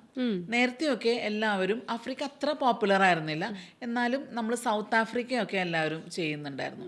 പക്ഷേ south Africa, Zimbabwe, Zambia, Botswana, Namibia, Ethiopia അങ്ങനെയൊക്കെ കണക്ട് ചെയ്ത് മാക്സിമം ആഫ്രിക്കനെ ഞങ്ങൾ ഒരുപാട് പ്രൊമോട്ട് ചെയ്തിട്ടുണ്ട്. കാരണം അത്രയുണ്ട്, കാണാനും അറിയാനും ഒക്കെ ഒരുപാടുണ്ട്. നമ്മൾ ഒരുപാട് മോഡേൺ ആയിട്ടുള്ള കാര്യങ്ങൾ സിറ്റീസൊക്കെ മാത്രം കണ്ടാൽ പോരല്ലോ, അതിലപ്പുറവുമുള്ള ഡെസ്റ്റിനേഷൻസ് നമ്മൾ കാണാം. അപ്പോൾ ആഫ്രിക്കനെ ഞങ്ങൾ ഒരുപാട് പോപ്പുലറൈസ് ചെയ്തിട്ടുണ്ട്. ഇപ്പോൾ ഞങ്ങൾ പുതിയ ഒരു ഡെസ്റ്റിനേഷൻ കൊണ്ടുവന്നത് മെഡഗാസ്കർ ചിലപ്പോൾ നിങ്ങൾ കേട്ടിട്ട് പോലും ഉണ്ടാവില്ല, അത്രയും പോപ്പുലറായൊരു സ്ഥലമല്ല. വളരെ റെയർ സ്പീഷീസ് ആയിട്ടുള്ള ആനിമൽസും പ്ലാന്റ്സും ഉള്ള ഒരു കൺട്രിയാണ് മെഡഗാസ്കർ. അപ്പം മെഡഗാസ്കർ ഇപ്പോൾ നമ്മൾ ലോഞ്ച് ചെയ്തിട്ടുണ്ട്. അപ്പം വേറെ അതായത് കൂടുതൽ ഈ ലോകത്തിനെ ആളുകളുടെ മുന്നിലേക്ക് കൊണ്ടുവരിക, എപ്പോഴും ചെയ്യുന്ന കുറേ കാര്യങ്ങളൊക്കെ ഒരു സൈഡിൽ വെച്ച് അതിൻ്റെ ഒരു ശതമാനമൊക്കെ കുറച്ച് ബാക്കി പുതിയ എക്സ്പീരിയൻസസ് ആളുകൾക്ക് കൊടുക്കുക, പുതിയ ഐറ്റിനറീസ് കൊടുക്കുക, അങ്ങനെ ഡിഫറെൻ്റായ കാര്യങ്ങൾ ചെയ്യുക. അതാണ് ഡെസ്റ്റിനേഷൻ എപ്പോഴും ഫ്യൂച്ചർ കൊണ്ടുവരുന്നത്. അപ്പം ഈ ലോകത്തിനെ തന്നെ കൂടുതൽ ആളുകളിലേക്ക് എത്തിക്കാനാണ് നമ്മൾ ശ്രമിച്ചുകൊണ്ടിരിക്കുന്നത്. ഞാൻ എപ്പോഴും എനിക്കൊരു സ്വപ്നമുണ്ട്, അത് ഒരു കസ്റ്റമർ സാറ്റിസ്ഫാക്ഷൻ മാക്സിമം കൊടുക്കാൻ വേണ്ടിയിട്ട് നോക്കുക, അല്ലെങ്കിൽ അതിലൊരു 100% ആകുന്നത് വരെയും അതിനകത്ത് കുറേ കാര്യങ്ങൾ നമ്മൾ റിസർച്ച് ചെയ്ത് ഒരു കസ്റ്റമറിൻ്റെ പോയിൻ്റ് ഓഫ് വ്യൂന്ന് മാത്രം ചിന്തിക്കുക. എന്തൊക്കെയായിരിക്കും അവർ ആഗ്രഹിക്കുന്നത്, അല്ലെങ്കിൽ എങ്ങനെയൊക്കെ കെയർ കൊടുത്ത് അത് ഇപ്പോഴും തെറ്റുകുറ്റങ്ങളൊക്കെ എല്ലായിടത്തും ഉണ്ട്. പക്ഷേ അതിനെ കറക്റ്റ് ചെയ്ത് നെക്സ്റ്റ് ലെവലിലേക്ക് പോകാനുള്ള ഒരു വശത്ത് ഇനി ഇത് രണ്ടും മാറ്റി നിന്ന് കഴിഞ്ഞാൽ, കാരണം എനിക്ക് ഡെസ്റ്റിനേഷനെ ഒരു കാര്യത്തിലേക്ക് ഒരിക്കലും ചുരുക്കി കളയാൻ പറ്റത്തില്ല. മറ്റൊരു കാര്യം എന്ന് പറഞ്ഞു കഴിഞ്ഞാൽ, ഈ ഇൻഡസ്ട്രിയിലേക്ക് വരുന്ന കുട്ടികളുണ്ടല്ലോ, നമ്മുടെ സ്റ്റാഫ്, അവരാണ് നമ്മുടെ പിള്ളേർ. അപ്പം പുതിയ ആളുകളെ അതിനകത്തേക്ക് കൊണ്ടുവന്ന് അവരെ പഠിപ്പിച്ച് ലോകം കാണിക്കുക. ആക്ച്വലി എനിക്കത് ഭയങ്കര ഇഷ്ടമുള്ളൊരു കാര്യമാണ്. കാരണം ഞാൻ കുറേ ലോകം കണ്ടു. അപ്പം ഇനി എല്ലായിടത്തും ഞാൻ എന്നുള്ളത് നമ്മൾ മാറ്റി വെച്ചിട്ട് ഈ കുട്ടികളെ അതിനകത്തേക്ക് കൊണ്ടുവരിക. അങ്ങനെ ഡെസ്റ്റിനേഷന് സാധിച്ചിട്ടുണ്ട്. ഒരുപാട് പിള്ളേർ പുറത്ത് അന്വേഷിച്ച് കഴിഞ്ഞാൽ ഇപ്പോഴും പലരും നേരത്തെ എന്നോട് പറയാറുണ്ട്, മാം കാരണം കേട്ടോ ഞാനിങ്ങനെ ടൂറിസ്റ്റ് സ്പോട്ട് അങ്ങനെ കേൾക്കുമ്പോൾ എനിക്ക് ഭയങ്കര സന്തോഷമാണ്. കാരണം ഞാൻ കാരണം എന്നുള്ളതല്ല ഞാൻ പറയുന്നത്, നിങ്ങൾക്കതിന് ഡെസ്റ്റിൻഡ് ഉണ്ട്, ഞാൻ അതിലൊരു ഉപകരണമായെന്ന് മാത്രമേ ഉള്ളൂ. പക്ഷെ അങ്ങനെ പറയുമ്പോൾ സന്തോഷം. അപ്പോൾ അങ്ങനെയൊക്കെയാണ് നമ്മുടെ ഡെസ്റ്റിനേഷൻ്റെ യാത്രകളും ഒരു പ്രയാണമൊക്കെ മുന്നോട്ട് പോകുന്നത്. തിരിഞ്ഞു നോക്കുമ്പോൾ ലൈഫിൽ ഏറ്റവും ഒരു പ്രൗഡ് മൊമെൻ്റായിട്ട് ജനിച്ചു കാണുന്നത് എന്തായിരിക്കും? ഒരേ ഒരു പ്രൗഡ് മൊമെൻറ്റിനെ കുറിച്ചാണ് ചോദിക്കുന്നതെങ്കിൽ, എൻ്റെ പപ്പ മരിച്ചു കഴിഞ്ഞതിന് ശേഷം നമ്മളിങ്ങനെ ക്രിസ്ത്യൻസിനൊക്കെ 30 നടത്തും, കാത്തലിക്സിന് അങ്ങനെയാണ് 7-30. അപ്പം എൻ്റെ പപ്പയുടെ 30 അടിയന്തിരം ഞാൻ ജോലി ചെയ്ത കാശ് കൊണ്ട് നടത്താൻ സാധിച്ചു എന്നുള്ളതാണ്. ആ പ്രായത്തിൽ 18 വയസ്സായ എനിക്ക് എൻ്റെ കാശ് കൊണ്ട് തന്നെ എൻ്റെ അപ്പയുടെ അങ്ങനെ ഒരു ഇത് ഡിപ്പെൻഡ് ചെയ്യാതെ നടത്താൻ പറ്റി എന്നുള്ളതാണ് എൻ്റെ ലൈഫിലെ അന്നത്തെയും ഇന്നത്തെയും പ്രൗഡ് മൊമെൻറ്റ്. അതെനിക്കിഷ്ടമായി. കാരണം ഇന്നും ആ മൊമെൻ്റ് ഓർത്ത് വെക്കണമെങ്കിൽ അന്ന് എത്ര വിഷമത്തോടെയും എന്നാൽ എത്ര സന്തോഷത്തോടും കൂടിയായിരിക്കും അത് നേടിയെടുത്തിട്ടുണ്ടാവുക. വേറെ എനിക്ക് കിട്ടിയ നേട്ടങ്ങളോ അല്ലെങ്കിൽ ഒന്നും എനിക്ക് നേട്ടങ്ങളായിട്ട് ഇപ്പോഴും തോന്നുന്നില്ല. അത് ഒക്കെ പലർക്കും കിട്ടാവുന്ന കാര്യങ്ങളാണ്, കിട്ടിയിട്ടുമുണ്ട്, അതൊക്കെ സാധിക്കാവുന്ന കാര്യം. പക്ഷെ അത് എനിക്ക് ഒരു പെൺകുട്ടിയും എന്നുള്ള നിലയ്ക്കും ചെറിയ പ്രായം എന്നുള്ള നിലയ്ക്കും എങ്ങനെ നോക്കുവാണെങ്കിലും എനിക്ക് എൻ്റെ അപ്പയുടെ ആ ഒരു ഇത് നടത്താൻ പറ്റി എൻ്റെ സാലറി കൊണ്ട് എന്നുള്ളത് എൻ്റെ ലൈഫ് എൻ്റെ ചെയ്യണവരെ അതാണ് എൻ്റെ ലൈഫിലെ പ്രൗഡ് മൊമെൻറ്റ്. അടിപൊളി. ഇനി അതിനെക്കുറിച്ച് പറഞ്ഞിട്ടോ ഞാൻ കരയും. ഞാനൊരു ഇമോഷണൽ ജീവിയാണ്. ഈ ഇൻ്റർവ്യൂവിന് വന്നേക്ക് മുന്നേ ഞാൻ കുറേ ചോദ്യങ്ങളൊക്കെ പ്രിപ്പയർ ചെയ്തിട്ടുണ്ടായിരുന്നു. ട്രാവൽ ചെയ്യുമ്പോൾ ശ്രദ്ധിക്കേണ്ട കാര്യങ്ങൾ, ഇതിനെത്ര ബഡ്ജറ്റ് ആകും, അങ്ങനെ കുറേ ചോദ്യങ്ങൾ. പക്ഷെ ആ ചോദ്യങ്ങളൊക്കെ നമുക്ക് വേറെ എപ്പിസോഡിൽ ചോദിക്കാം. ഇതൊരു നല്ല സ്പാർക്ക് സ്റ്റോറി ആയിട്ട് തന്നെ പോട്ടെ അല്ലേ? അത് എനിക്കും അങ്ങനെ പോകാനാണ് ആഗ്രഹം. ആ ഒരു പാറ്റേണിൽ തന്നെ അങ്ങ് പോട്ടെ. എൻ്റെ ചോദ്യങ്ങളൊക്കെ ആയിട്ട് നമുക്കൊരു എപ്പിസോഡ് വീണ്ടും ചെയ്യാം. അതെ, ഒരു നോട്ടായിട്ട് എനിക്ക് പറയാൻ തോന്നുന്നൊരു കാര്യം, എന്തൊക്കെ കാര്യങ്ങളാണോ എൻ്റെ ലൈഫിൽ സംഭവിച്ചത് അതിനൊന്നും എനിക്കൊരു റിഗ്രറ്റും ഇല്ല, ഒരു പ്രശ്നവുമില്ല, ഒരു പരാതിയില്ല. പരാതിയില്ല. എൻ്റെ ചുറ്റും ഇന്ന് എനിക്ക് ആരോടും ശത്രുതയില്ല എന്നും എല്ലാവരെയും ഞാൻ സ്നേഹിക്കുന്നു.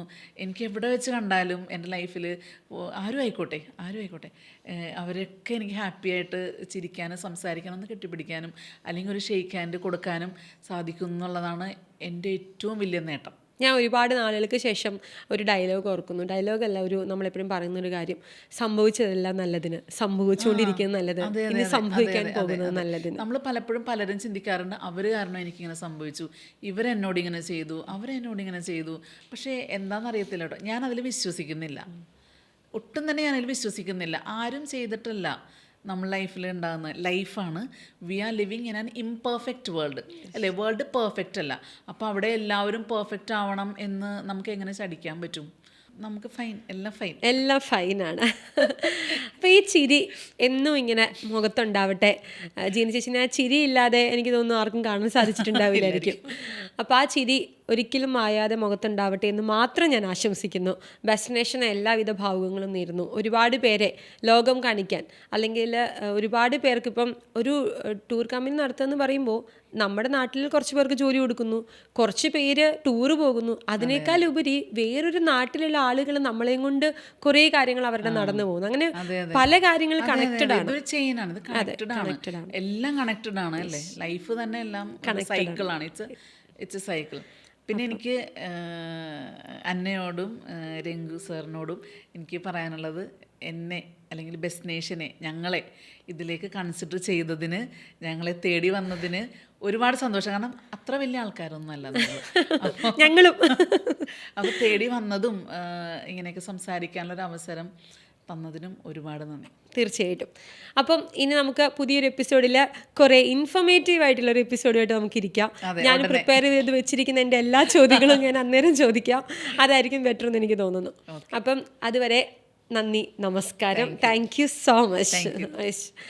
ഞാൻ തുടക്കത്തിൽ പറഞ്ഞ പോലെ പെട്ടെന്നൊന്നും ഒരു സ്ഥാപനം നമുക്ക് വളരെ സക്സസ്ഫുള്ളി കൊണ്ടുനടക്കാൻ പറ്റത്തില്ല.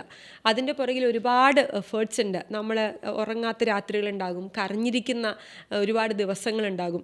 പക്ഷെ എല്ലാവരും കാണുന്നത് നമ്മുടെ കളർഫുൾ വേൾഡ് മാത്രമായിരിക്കും, ആ ഒരു കളർഫുൾ ജീവിതം മാത്രമായിരിക്കും. പക്ഷെ അതിൻ്റെ പുറകിൽ നമ്മൾ അനുഭവിച്ചിരിക്കുന്ന യാതനകളും ബുദ്ധിമുട്ടുകളും പ്രശ്നങ്ങളും ഒക്കെയാണ് നമ്മളെ ഇന്ന് കാണുന്ന അവസ്ഥയിലേക്ക് എത്തിച്ചതെന്ന് പറയാനായിട്ടാണ് ഞങ്ങൾ ഈ ഒരു ഹോട്ട് സീറ്റുമായിട്ട് ഇവിടെ കാത്തിരിക്കുന്നത്. സോ ഇന്ന് ജീന ചേച്ചിയുടെ അതുപോലത്തെ ഒരു ഇൻസ്പയറിംഗ് സ്റ്റോറി ഞങ്ങൾക്ക് നിങ്ങളിലേക്ക് എത്തിക്കാൻ സാധിച്ചു. അടുത്തൊരു എപ്പിസോഡിൽ ഇതിനും നല്ലൊരു കഥയുമായിട്ട് ഞങ്ങൾ വരും. അതുവരെ നമുക്ക് കാത്തിരിക്കാം. നന്ദി, നമസ്കാരം.